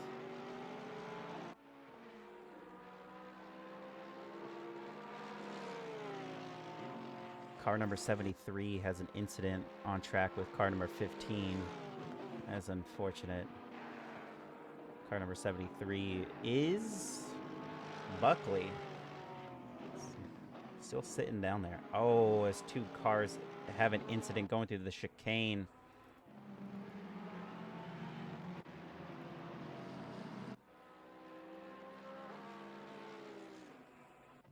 As Crow Heavenborn and Andrew Pickrell.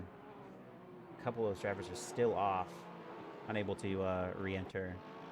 Josh Willis off cam. He makes that move against Mike Burkhoff and is able to hold it and stick it as they are going through Sector 1. He is now P2 with Anirudh Sundar holding a 5-second gap from P2. And Sundar, who's already going against lap traffic against one of the Chans there.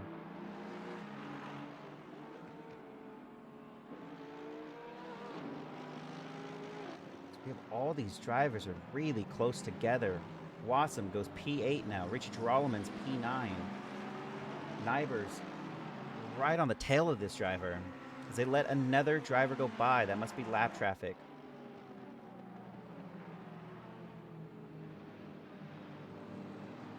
Wow, as Ray Freas and Parker Nyber are holding their own. Morton Salt and McLaren McLevin Motorsports are still holding their position. Something, if you ask me, not because I don't think they're good drivers, but if they were going to be in the top 10 right now, I would have said there's not a chance. But there they are, proving themselves to be dominant drivers, really sitting there, holding their own, holding good pace with the rest of the pack here. And two McLarens up in within the top 10 is just something you want to see. Because McLaren, they deserve it. Especially after what happened at Monza with the F1 series. McLaren deserves everything that you can get.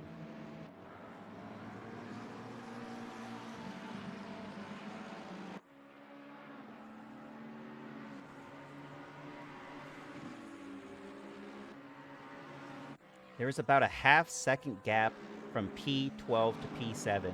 All these drivers are really holding their own. As car number 4 is off, Spool is going to have to enter, not ideally.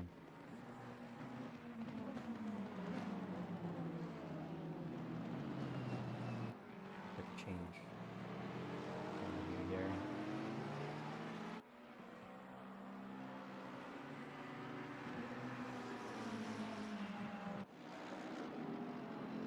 I've never seen this driver before, but he looks like he is doing great.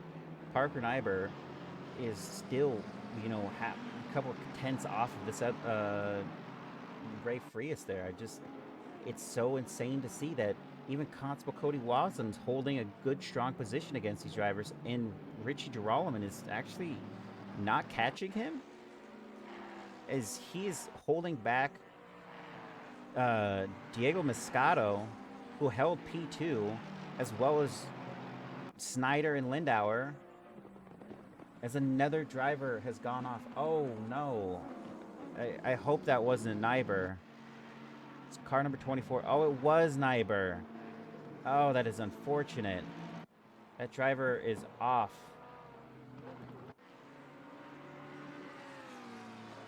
It's a touchy area after that Schumacher S. You hope that you correct yourself when you're going through that left-hander, but he is still off the. He's just dropping down the packs. As we have Ray Frias in P6 and Cody Wasserman P7. As we have Jason Provolone holding P5, Riley Manier in P4, who just passed Mike Burkhoff, if I'm not mistaken. Nope, that's one of his teammates. That would be their final teammate there for the BRB club. Is Josh Willis is holding steady with a second and a half gap from P3, and then Sundar has a 5-second gap from P2. So I think at this we got some strong contention in the midfield, but nothing really happening out front. You see Jay Barrera is getting a good run here. Or, sorry, Jorge Barrera. Is he going to try to take the inside here, as we'll go on board with this driver and see if it happens? Take a look at that. That's calculated right there. It's going to brake a little bit later, and he takes that inside perfectly. And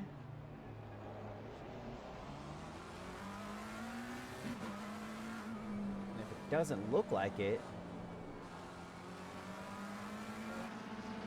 it's because it isn't happening. He's still sitting behind that driver. That's unfortunate. You think in one view you got it, but you really don't. He is still going to be sitting in P28 with Romulus, car number 555, and that super bad livery is going to be behind him as well. All right, as we're going back up to Wassam, who was about 2 tenths off of this driver.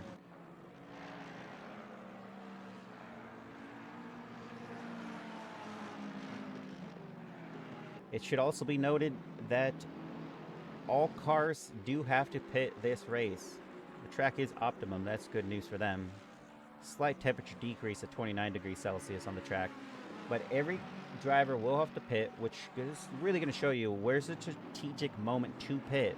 It doesn't look like there's a lot of gaps forming in this track. Maybe you'd want to be car number 4 or 6, where you're really out there by yourself, getting some good clean air, and you could just make it all back up when you do end up pitting. Because trying to go through traffic is not going to be ideal conditions, as our race leads still have massive gaps. From P1 to P6, there is good gaps formed between all these drivers, which won't probably see anything truly happen for a while. And that is the nature of one of these long distance runs. Not totally an endurance, but a 60-minute race is still something to not scoff at.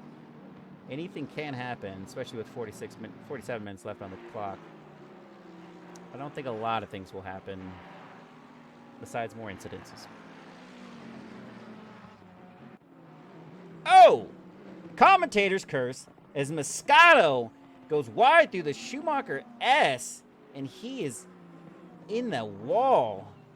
He drops down from P8 and is continuing to drop down the board as drivers are passing him. He's going to be able to get safely back on through that pack. That is car number 59 right there. That is Cass Lassie in P13. He is going to be now P13, I believe, after everything is shaken up.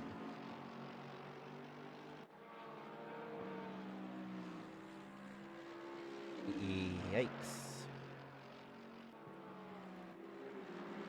Commentators curse everybody. It sometimes is effective.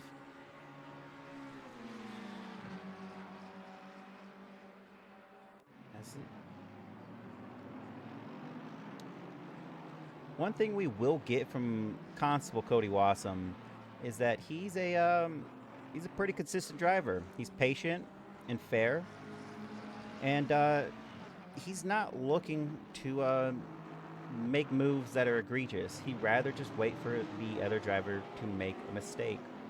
So as far as overtakes go, I don't know if we'll see anything, you know, truly egregious occur.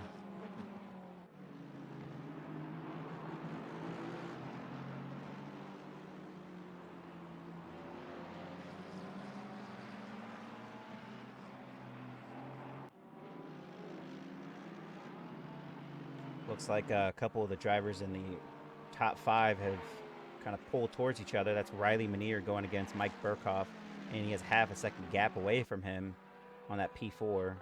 This has been forming for some time now, as our best drivers have still not done that well on their consistency. They are doing 155s, almost 156s. Most drivers are at 156 or 157, so no one's hitting that quality pace that they initially did. Sundar is consistent with his last time, as well as Josh Willis, as well as Mike Burkhoff. But, you know, you don't know what's actually going to change here. It looks like Riley Manier is technically faster than Mike Burkhoff. From their last lap, it looked like Mike Burkhoff had a 156.7 and Riley had a 155.8. So it looks like he's really going to be able to catch him at some point in the next couple laps. If it's not this lap, it'll definitely be 1 or 2 to go. Oh no. That is Jacob Otto of the Incident Collectors that was not doing too well.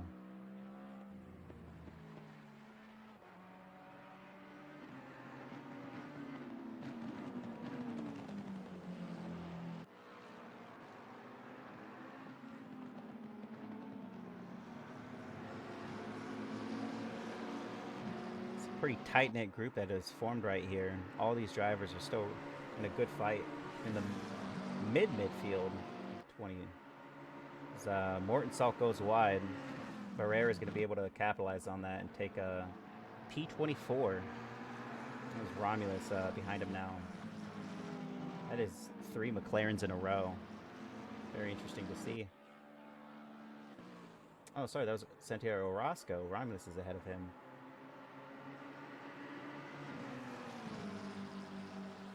Is he going to have a go at Romulus again? It looks like he... No, he's not.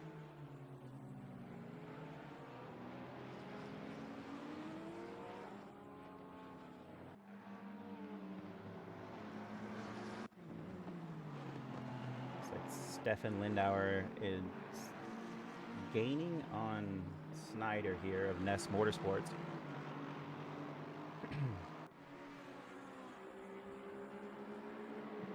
Little bit of psychological warfare with the lights going off right there.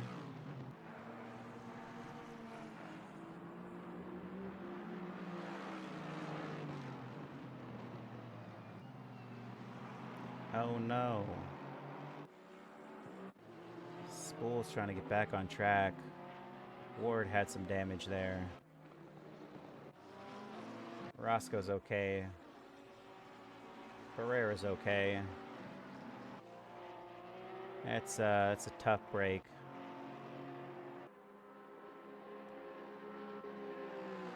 We have Jeff Allen of Pfaff Motorsports vying for contention. He's still P20, going against Eddie Chan there. We try to make a move. That's a Aston Martin versus a Porsche, so interesting to see where this unfolds. Going.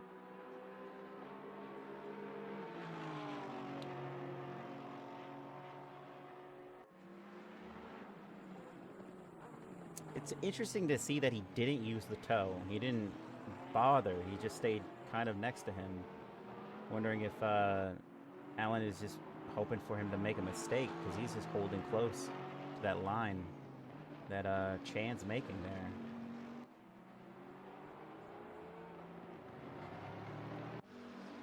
I think this is the move that Jorge Barrera was looking for, but he doesn't take it. He looks like he's going to the outside to do it, but he doesn't actually make it happen. He has been, you know, half a tenth off for a lot of this race, as I've been paying, you know, close attention.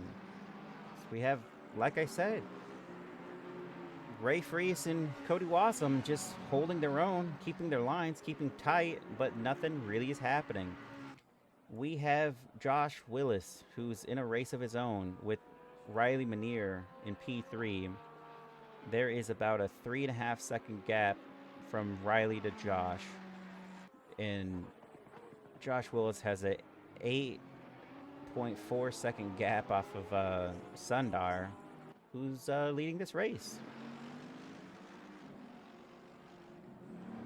Oh, this is it.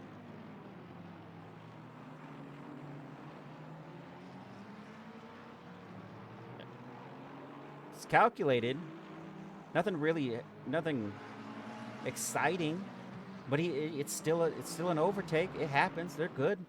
It's clean. That's exactly what you're gonna get from Constable Cody Wassam.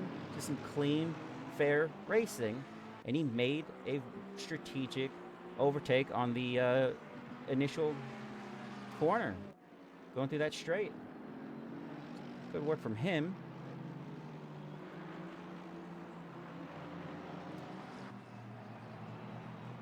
And it looks like Lindauer had passed Jarek Snyder there at Nest Motorsports. He was taking P8. That was definitely something we saw that happened off camera, but Snyder's going to be able to hold a good, consistent line against him. As we have a car off, that is D. Ward, who has just dropped to the pits, as well as Romulus and McLovin McLaren Motorsports is also in the pits.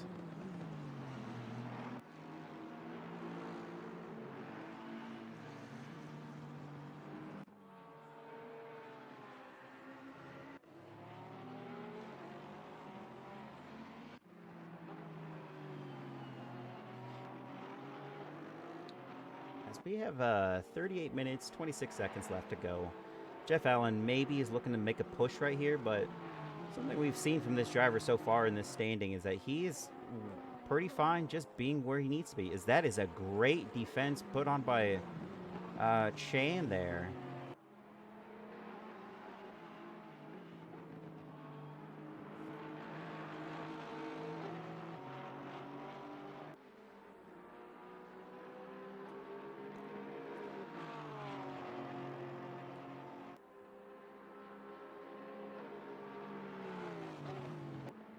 And going down the leaderboard here, looks like Diogo Moscato is P12 again, or was. I think he was P12. Actually, P11. He was P11, but he had an incident, so now he's P12. He's going against Daniel Caslassie from the Southern Star Motorsports, and it looks like these two drivers are getting kind of close. Moscato is a fast-paced driver. We noticed that from the last race that we witnessed in being P2, almost P1. It was a little bit of an incident, but, you know, part about this league is having not active live stewards, but post-race stewards that will take a look at every single incident on track that is reported, and if it's warranting some type of penalty, points penalty, not able to qualify, that sort of scenario, that's all going to be taken into account. Just as, you know, we try to do the most clean driving as we can, but, you know, sometimes that's not always the case when you're competing for points and for position.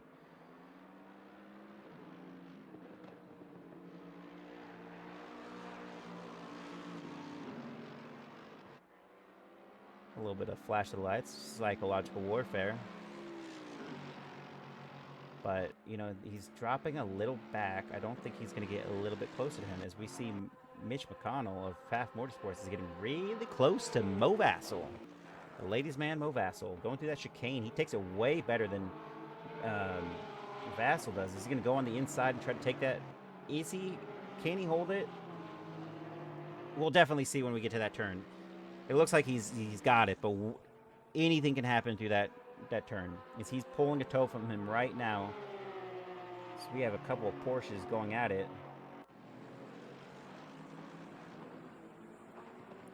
I believe Mitch McConnell is going to be able to maintain. Oh!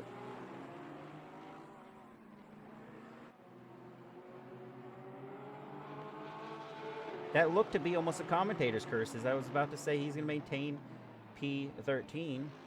And, you know, he is. Look at that. He played the inside of that Sector 1, and it worked out for him.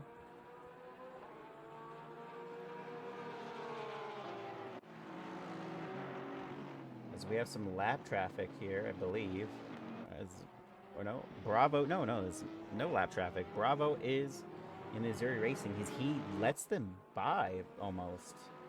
And that is Jeff Allen and Eddie Chan, who have just taken his position. That would be 17 and 18. And Bravo goes back to P19. That was a really quick overtake.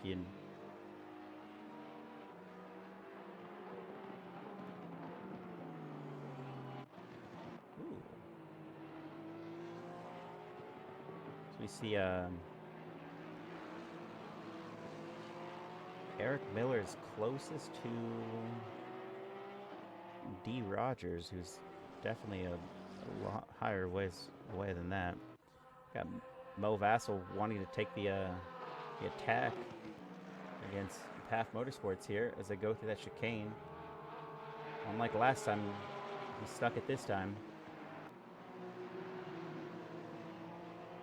I don't even understand what is happening. There's a couple drivers that have gone off into the dirt there. Ooh, 2 flying lizards have a Iron Force pancake. Or a sandwich. I think it would be sandwich on this one. That's a flying lizard sandwich that Iron Force spool is stuck in. Where's that Morrison? Yeah, it's Matt Morrison. That driver looks to be taking the inside. Is he going to be able to hold this overtake here? And it looks... Oh! There's contact as he flies through that chicane. Oh, Matt Morrison is off into the dirt. He did not hold his line there, and there was a little bit of contact, and the Flying Lizards have now taken P25 and 26. And I said it before, but I'll say it again. I did not expect to see the Flying Lizards be a midfield team. They're a fast team, and you just don't expect something like that to happen. As we see Stefan Lindauer going at Mortensalt, going at it.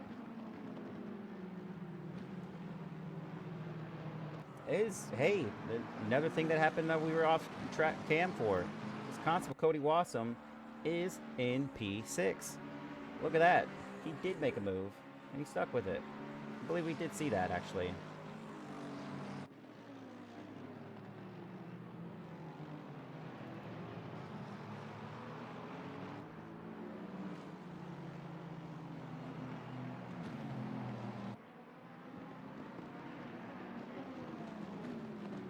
And just going on the line, doesn't look like there's a whole lot happening.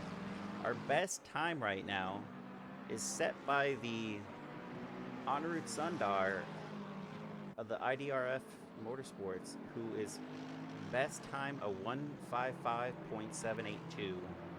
His last was 156.6, so he's about a second and a half, about a second off of that time. So he's still consistent, but about a second off consistency. Our drivers have been pulling away from each other pretty much the entire race. Best thing I can show you right now is these two drivers really just showing the strength of their consistency and their pace. We have Ray Frias, Stefan Lindauer, and Constable Cody Wassam all within half a second from each other.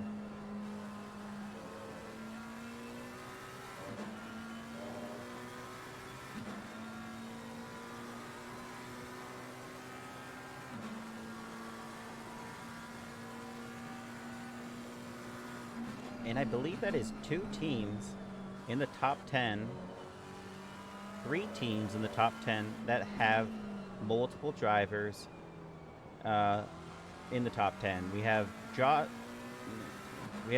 Sundar and Constable Cody Wassam. We have Stefan Lindauer, who's in P8, and Jason Provolone, who's in P5. We have Riley Manier and Richie Girolman in P3 and P10, respectively.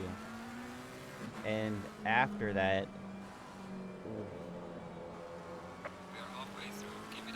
Daniel Kaslassi is P11, so that could be Southern Star Motorsports with 3 drivers in the top 10. He's P11 right now, so we'll see if that ends up happening. If we'll pull away, don't think there's much happening between those drivers.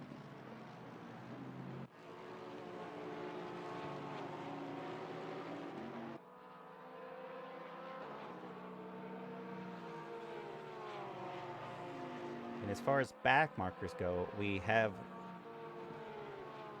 39 drivers still with us right now as the incident collectors goes off track right there through that chicane. So you still have some drivers fighting for some stuff. You got Aaron Free, who just passed his teammate. Not much that happens there. Maybe he wants Aaron to go ahead so he can get some pace out of the car. Still 29 minutes left on the track. You think something's going to happen here. As we see Erica Cassian is going to get close to that Lovin McLaren Motorsports. Can try to gain P32 out of this.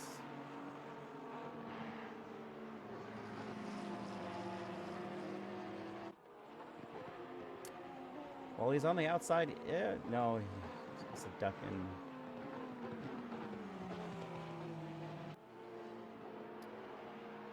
I think Romulus is just doing a specifically great line of maintaining that next corner. He's keeping his head onto the next corner, and that's what Erica Cassian was unable to capitalize on that. It's unfortunate, but he's still holding, still trying, still attacking. There he goes for that inside dive on the chicane, and he gets it, taps out a little bit. Oh, as 2 drivers go and hit each other on that one. That is Spool and Chan. He goes across the line there. And Romulus is able to retake his position. Now Eric Cassian is fighting to maintain his position, which he's just lost to 2 drivers. Dropping down to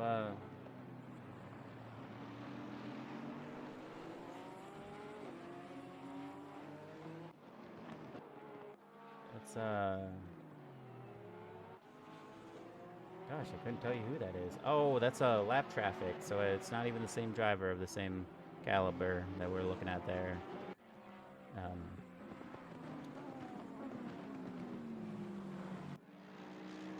Not much has changed between these drivers. We still have Girolman in P10, Snyder P9, Lindauer P8, Ray Frias P7.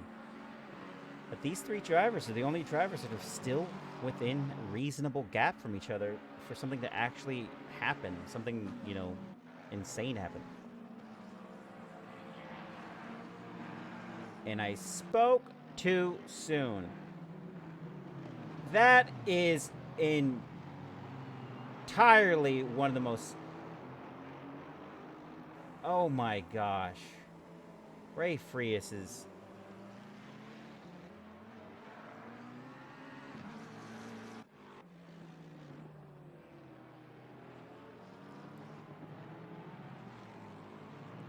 Ray Frias hit the curb there. Lost control of his car and was dealt a finishing blow going through that corner. It's really put him back. He is dropping down the lineup there. He is now P10, holding it. Richie Geralman's now P9.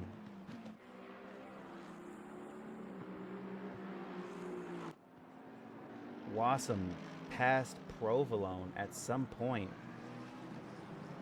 And that is something that is a little bit unexpected.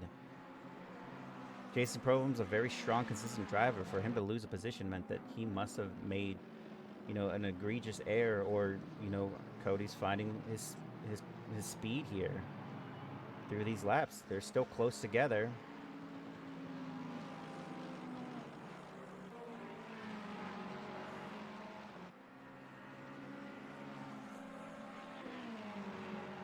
One of the things I was going to mention before that incident that occurred with Ray Frias is that on the board, we started raining. 3 minutes from now, it's going to rain harder. 10 minutes from now, it's going to rain even harder. Well, you want to take into account a 30-second tire change may make or break your race.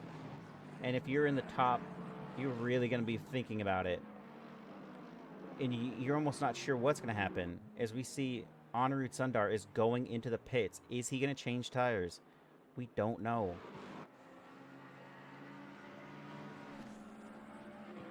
Is Constable Cody Wassam from IDRF Rue Motorsports as well goes into the pits. This is where the shakeup's going to happen. All these drivers do have to go into the pits. And it looks like Anirudh is actually going to pull tires. He's going to change. Check just changed from fast to green that quickly. We are going to be going to a significantly terrible ride. He changed tires. You know he changed tires. Constable Cody Wassam's changing tires. They're the only two drivers that have opted to pit right now. Romulus is going not into the pit lane because sometimes that happens when you get too close to that pit lane. It may look like they're going down and down, but they're not. This team is going to try a strategy of wet now, stay on wets, ride it out. You're going to pass some of these drivers eventually, as this track is going to switch to greasy very soon. Whelp Cakes, you're joining at the right moment. We got 23 minutes left to go, and the rain is going to hit harder and harder and harder. Track is already greasy. Anyone who is still on dries better switch. Josh Willis is going into the pits right now. He is the third driver in this race to actually go into the pits. It is a mandatory pit stop, but it is also one that does not require you to change tires. You just have to lift up off the ground, shut your car off, and then drop back down and continue to go. But if there's any indication of what we're seeing for the next 10 minutes, you want to be on wets. No one that's in the top right now is going to maintain that position with dry tires. It is going to be unreasonable to assume that you can maintain that, especially when we know that these times that these drivers are going to be making are not 155s anymore. Their best time is already struggled. We have Riley Manier, who's already hit a 159 flat. He is already 3 seconds off his best time. And that could be because the conditions are worsening. We just don't know. But it is interesting to note that he is just changed his tires. And we have number 19 is passing right now. So Anirudh Sundar takes position back from Josh Willis as they are now, 10 and 11. It looks bad for them. It really does. As we see Daniel Kaslassi is changing into tires. Frias is changing tires. Barrera's going into the pits to do the same thing. We have drivers that are going to be fighting for position here, as we see Riley Manier is still out there. If this driver does not go in the pits, I will be shocked, as he just had an incident going through that final corner with the track being what it is. You'd think that this driver would have just slid into the pits, but no, he's going to try to push. And you can't really push hard when it's going to continue to get wet. It's greasy, pouring.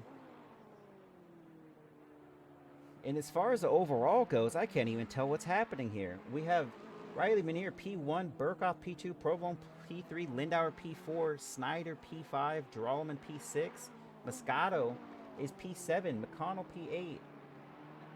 Going down the list, none of these drivers are going to be where they're at come their pits. We have Sundar in P10 and Josh Willis in P11. Those two drivers are going to jump right back to P1 and 2 when all these drivers pit. And if they don't pit for tires and they continue to drive without pitting, they're only going to hamper their ability to maintain a competitive edge on track, as track temp is now 24 degrees.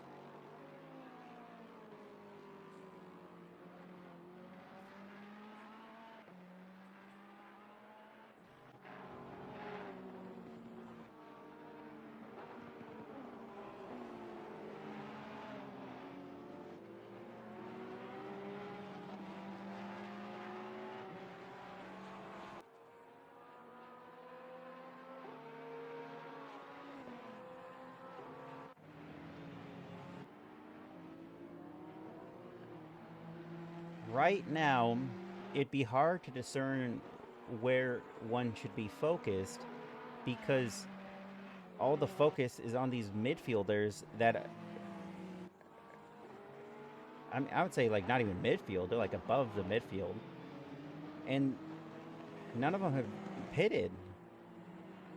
This race is largely going to depend on whether or not these people pit, and the 10-minute marker, more rain.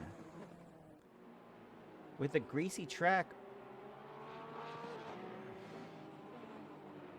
yeah, I'm surprised we're not seeing more runoffs right now, is what it really comes down to.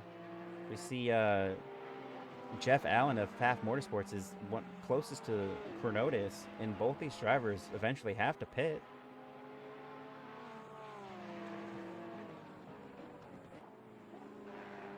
With a 5-second gap, Ali Raza's in P14.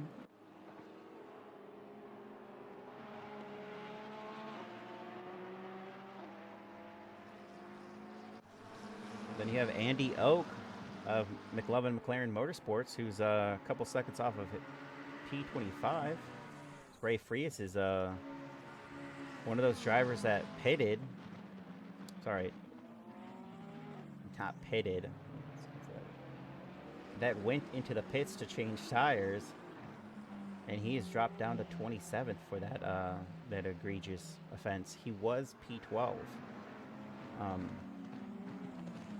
so he'll definitely be making up some times here, as he's already pushing Andy Oak, and he's about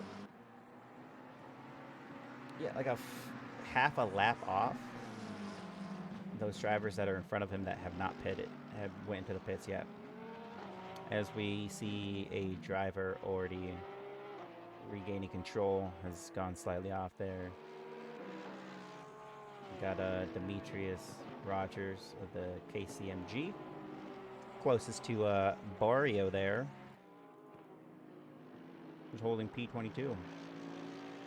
All right, and we got some drivers. Bravo, Rogers, both in. 2 Rogers, Demetrius, and DeMarcus. DD.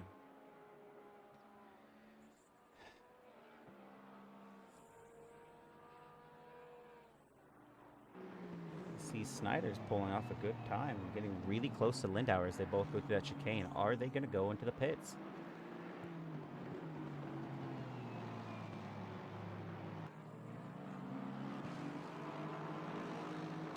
No, they are not. And the race leader right now has just dropped down to P5. That is Riley Manier of the Adidas Parlay. There you have it. He was P4, I believe, and now he's going for the tire change. We see Richie Geralman of the Adidas Parlay also going into the pits for that tire change. See, Mo Vassell, the lady man, Mo Vassell had a little incident on that, I think. He's also going into the pits. And where you think it's going to happen, it's already happening. Anirudh Sundar takes P9, P7 now.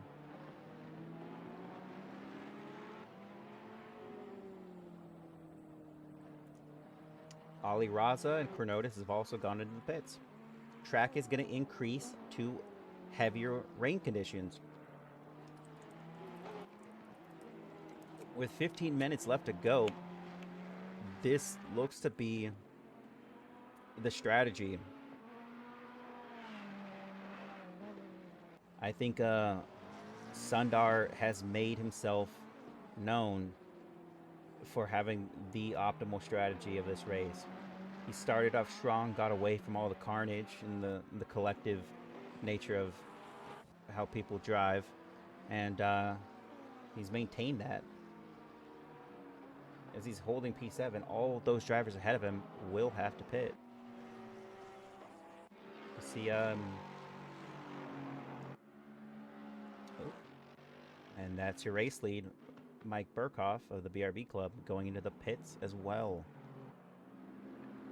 Where it really shines is whether or not, okay, there it goes. We have Southern Star Motorsports in P2 and 3 going into the pits, as well as Jarek Snyder. This is where people are starting to make the smart play. We're going to see pit, pit, pit. Look at that, Nest Motorsports. Both those drivers are in right now.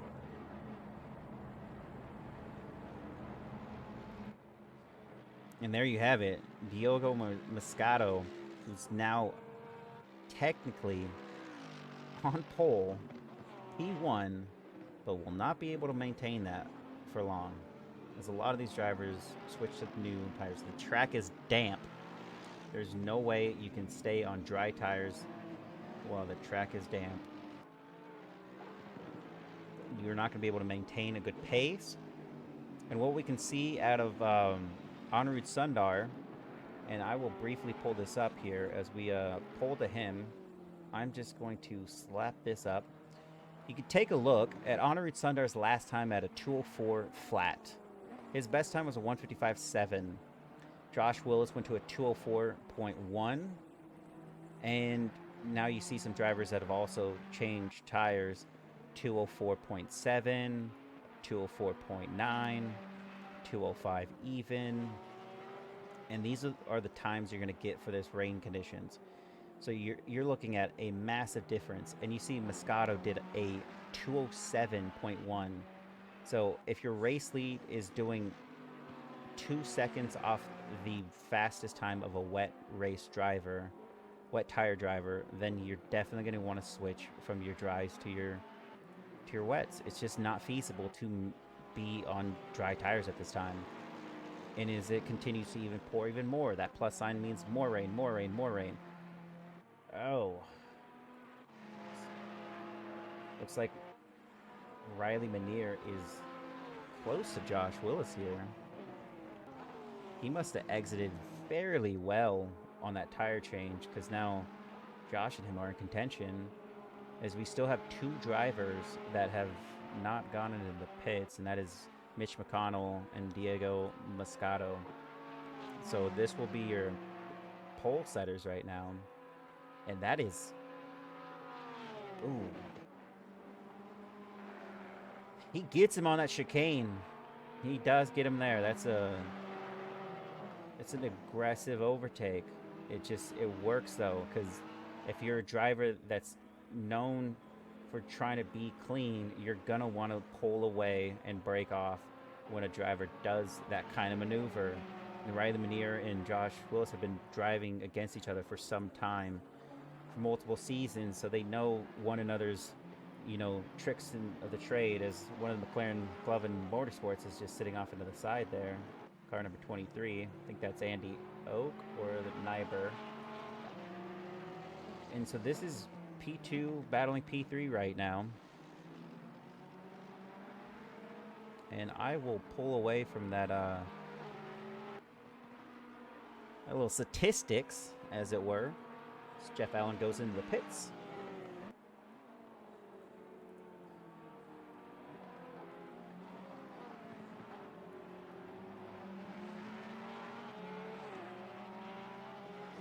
It looks like he's going to be able to pull away ever so slightly, as we have Mitch McConnell of Path Motorsports is going up against Moscato there.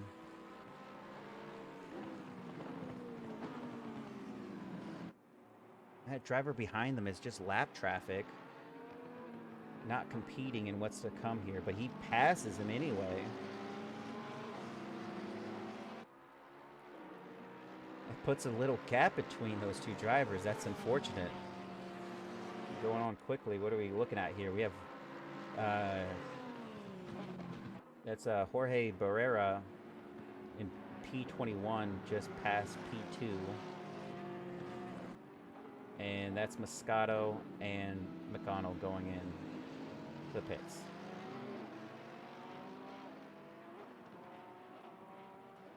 Oh, a little bit of a bump and grind right there, as they are now inside of each other. And there you have it. That's Anna Rutsandar taking P1 again. The smart strategy paid off. No longer P3. Going through that corner, he's got a good lead over Riley Manier with over a 2-second gap forming. And over a 2.5-second gap forming from P3 as well. And Burkhoff P4 going through there with over a 10-second gap. 11-second gap from P5. Provolone in P7 getting some good points for Southern Star Motorsports, as he is joined by his teammate Stefan Lindauer, as they are holding P5 and 6 as it is.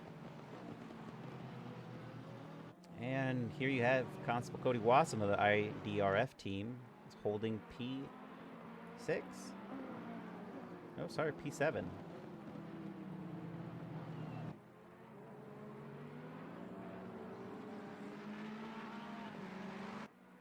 So it looks like each team has a good number of points that are going to be made. And oh, that is unfortunate. Diogo Moscato has a drive-through penalty going through the exit of those pits, so he is definitely going to have to serve that within 3 laps.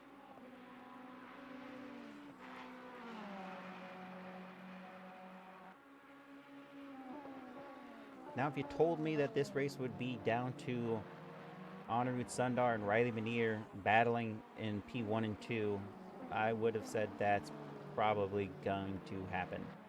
And here we have it. We'll go on board and see what this driver is really going to do, if anything's going to change.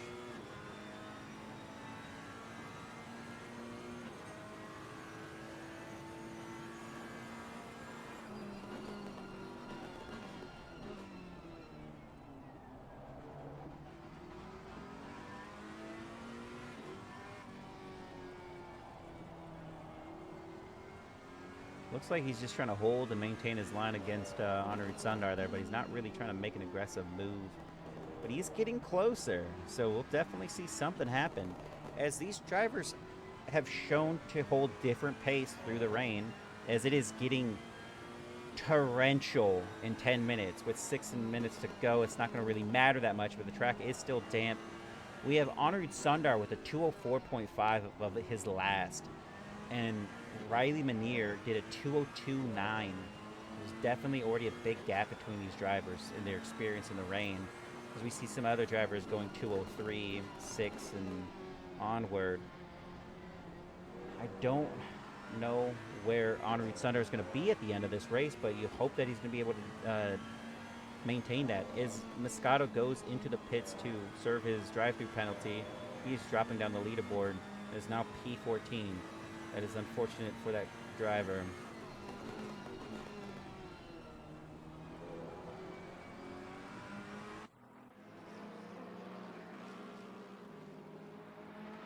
Back off the dash cam there. Let's see what ends up happening with this 2 race leads.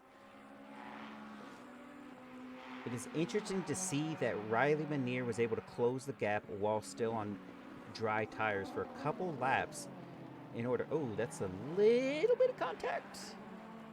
We'll go to the stewards on that one. Live stewards. We got a number 27 and a number 19. There is no incident contact shown in the race control. So that was not contact. Close. Looked like it. There is a driver that is that had an incident of their own. As Mitch McConnell and Eric Miller in P11 and 12 did have some contact a minute ago.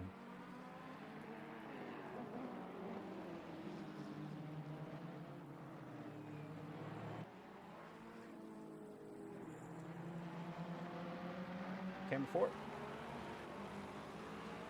There's a little gap there.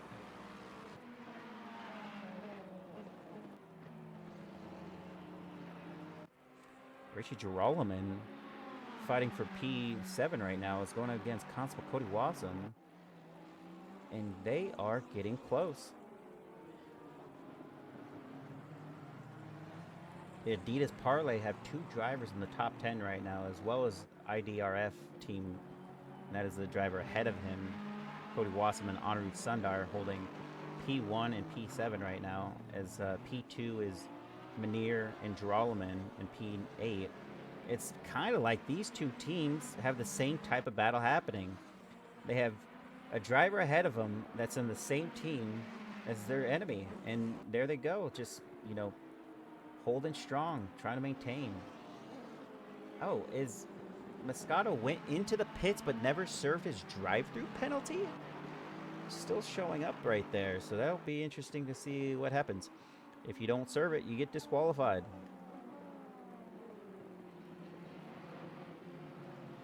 As he goes on the inside there, is he able to hold it?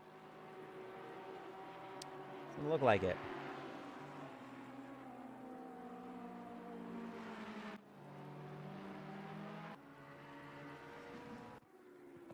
Just quickly jumping back to that, there was some contact from the race leads. P1 and 2 did have an incident that occurred just as they were going through that corner when these 2 drivers were going through that corner. A little bit of contact, but it's all, you know, part of the sport here. Is he going to try to pull the same move against what his teammate did and go on the inside of the chicane? He does not. More than anything, I'd be fearing for that incident collector in the back right there, just coming up on the block. Those drivers have a name for a reason. They're collecting incidents. It's some blue flag traffic. That Lamborghini goes off to the side for them. That's it's very nice of him. He looks like to have a better exit than Cody did, but let's see here.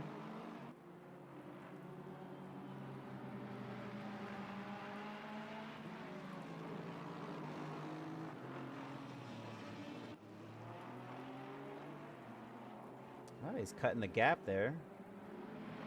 As it goes wide, I think that's going to be all the necessary moment. That's... Oh! My God!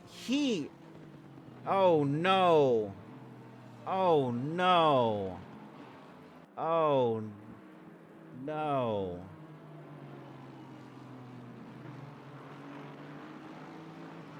Constable Cody Wassom's definitely going to be feeling bad about that moment, as he is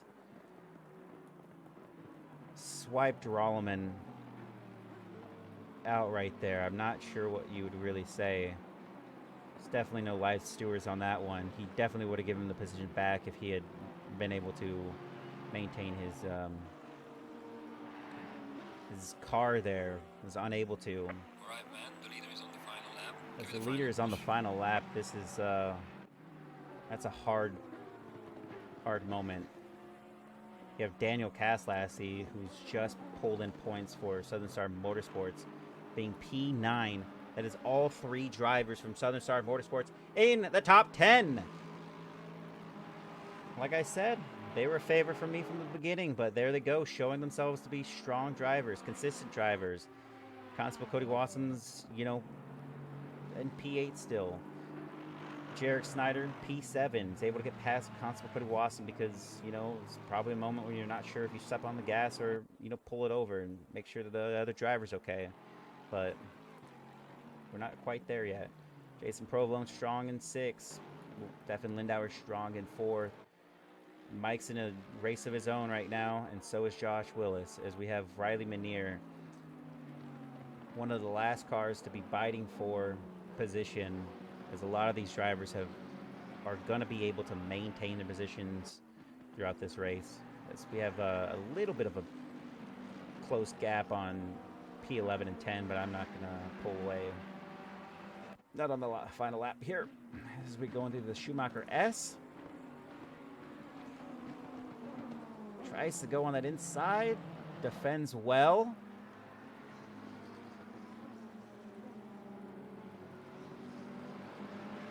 We'll just hold in on his position, see what it looks like on the inside screen.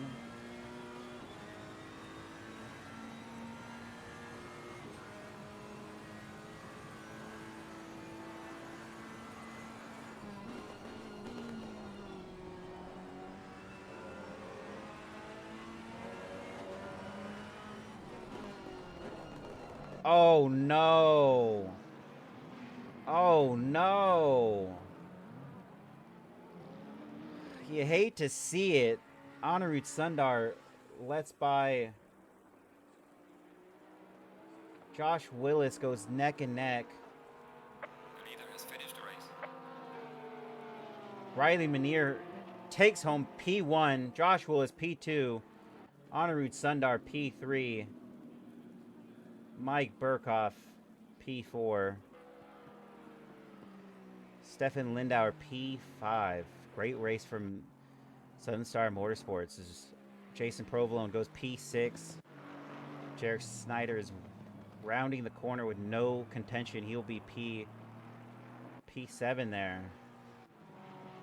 As we see Daniel Caslas, he goes to P8. Constable Cody Watson's down. And then Mitch McConnell of Path Motorsports goes P9. It's good points for their Path Motorsports.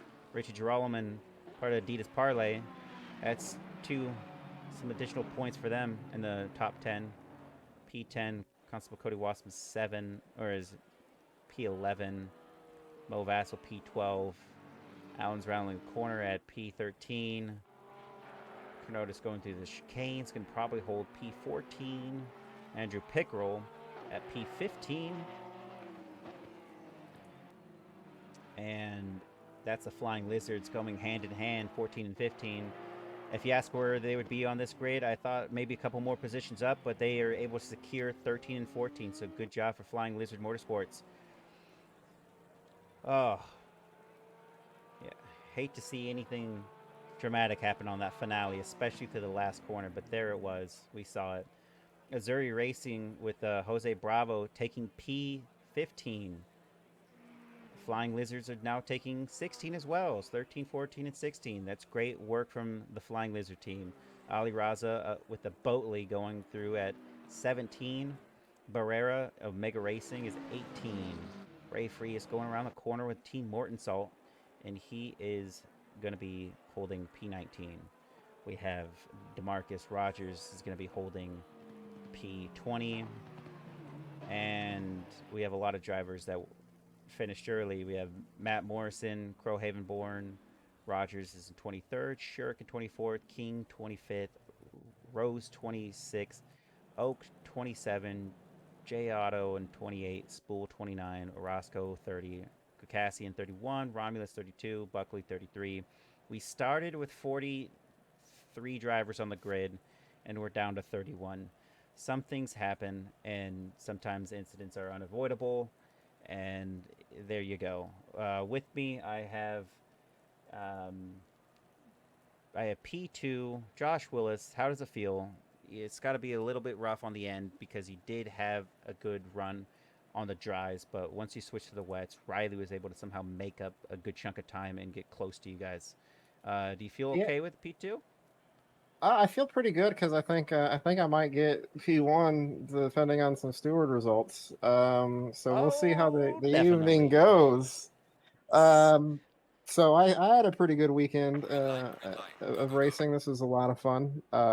Yes, I definitely had a way better dry stint. I thought I would have probably walked away more seeing my wet drive on the last race, but I kind of just struggled with the tires. I guess the dry setup on the wets just wasn't working for me. But yeah, that ending result was definitely something that had me pretty excited. That was interesting. Oh yeah, and yeah, you definitely hate to see it, but you performed extremely well on the dries. It just seemed like maybe it might have been a lap or two too early because you and Sundar definitely had the right approach, and you guys stuck it. But the fact uh, that Riley was able to somehow make up that time, you know, you still had a consistent race, and with whatever happened towards the end, you performed well. And is there any moment in the race before the wets? Did you talk to your team about the strategy for that, or did you just go in because you Oh saw yeah, him go in? we definitely had a strategy going in just in case it was going to rain, and Eric was going to be the guinea pig. But unfortunately, due to some early lap incidents, he had some damage, and so it kind of messed us up a little bit. So I was the guinea pig, and I saw Sundar come in. He's usually pretty smart with his tire decisions. So I decided to go one more lap. I only had 8 more liters of fuel, so I only had 3 more laps to go. But I think if I waited, I probably could have been fighting for the lead uh, in a different way. So, but I'm not mad at the result. Yeah, well, congratulations. I know it was exciting to watch, and still, I mean, at the end of this, you might even go up a peg, and maybe down a peg depending on what happened in the first race. But you know, great Let's see. overall. Yeah, great job, and thank you, Josh. Appreciate your time. And with me, I also have our other race leads, Honoru Sundar and Riley Manier. Let's get to the race lead first. Riley Manier, you were able to pull it off. The ending was a little bit dramatic. Do you have any thoughts on that? Nope, I'm just really disappointed right now in myself. Just really disappointed. I lunged on Sundar a bit at the end, but because I thought I had the run. I was some 2 seconds faster than him on the wets, but every time I got caught up to him, lap traffic was always in the way, and I couldn't make a move. And it was just I'm very upset right now, and so that's just how I feel. Well, one thing I would want to add to that is that I was noticing that your times were actually one of the most significant times on the grid because not only did Honor actually have the fastest quality pace, but what ended up happening in the race pace is that you had the fastest lap on the dries. And it was interesting to see that you took that strategy to stay on the dries, even though the track was getting wet, and you were able to make up a huge amount of time during that moment, during those laps where they were still switching tires, and you were able to even have a better, faster lap when you got to the wets. Yeah, it was a situation where the rain didn't look like it was going to fall very heavy, and it just made sense. I was doing sub 2 minutes still on the dry, so it didn't make sense to just jump straight to wets and do a 2 minute 3 or 2 minute 4 like everyone else was doing. So I was able to make up time doing that. Dries wise, little pissed because I felt like I could have gone a hell of a lot faster, but I just kind of got caught in traffic in the beginning. Josh kind of tapped my rear end and ended up almost spinning me. I was able to rejoin, but that's fucking racing, I guess. Disappointing.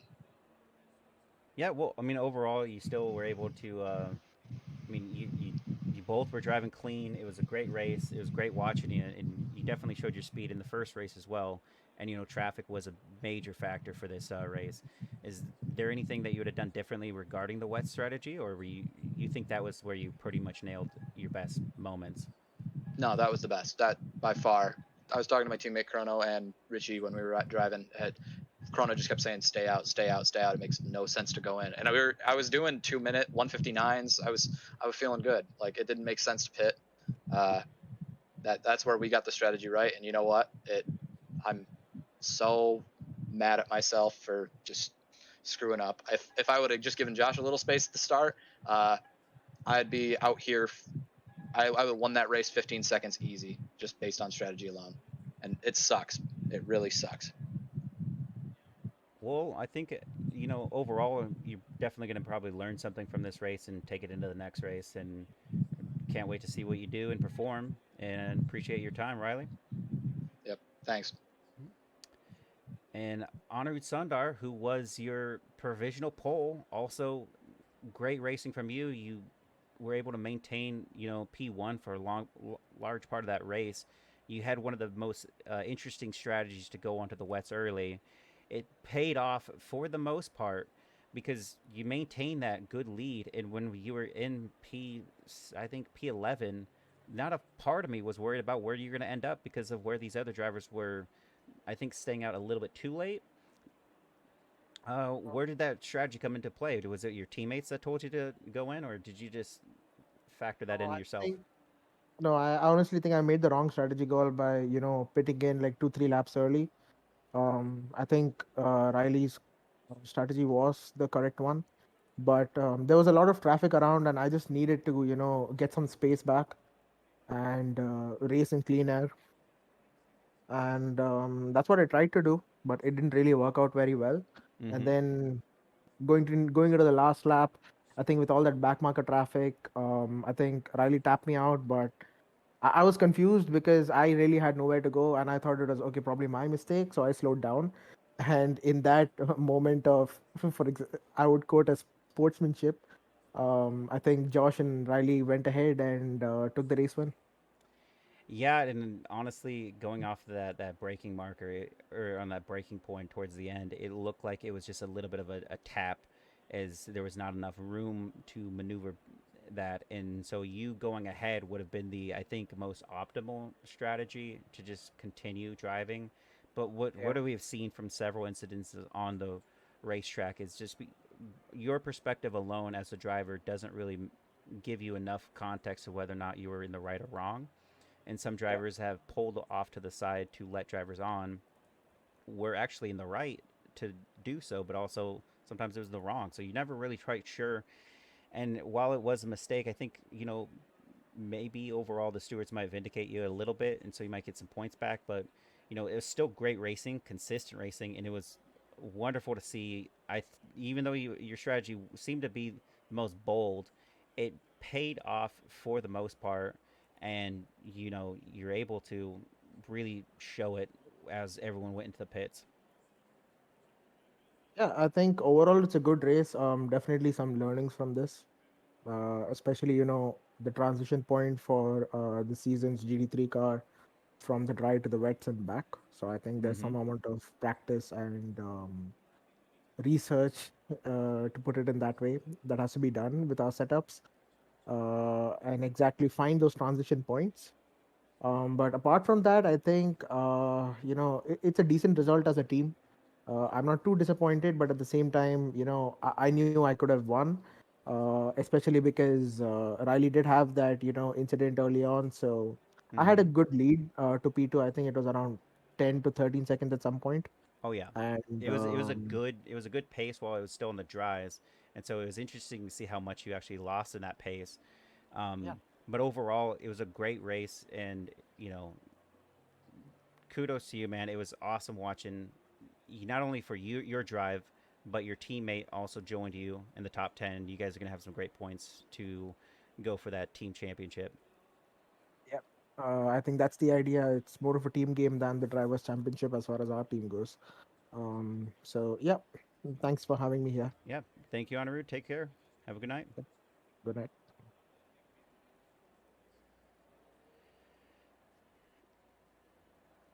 And that's it, everybody. Thank you for joining us. This is the Tracklicious GT3 Championship Series. This is a start. This is our first one. It's going to be every Sunday, barring one Sunday for a holiday. Just take a look at the schedule. We have it up every time ahead of time. You could also join the Discord if you want to join our league at any point. I don't think we do late entries, but definitely you could still race with us on all of our, our mixed races when they were doing fun. There's people racing every night, so just join us if you want. If you have any questions, you could also join and just ask questions, especially with our custom liveries. We have a lot of different Photoshop gurus here that can help you out with that. So that's it. That's the Tracklicious Sim Racing. Thank you for joining us.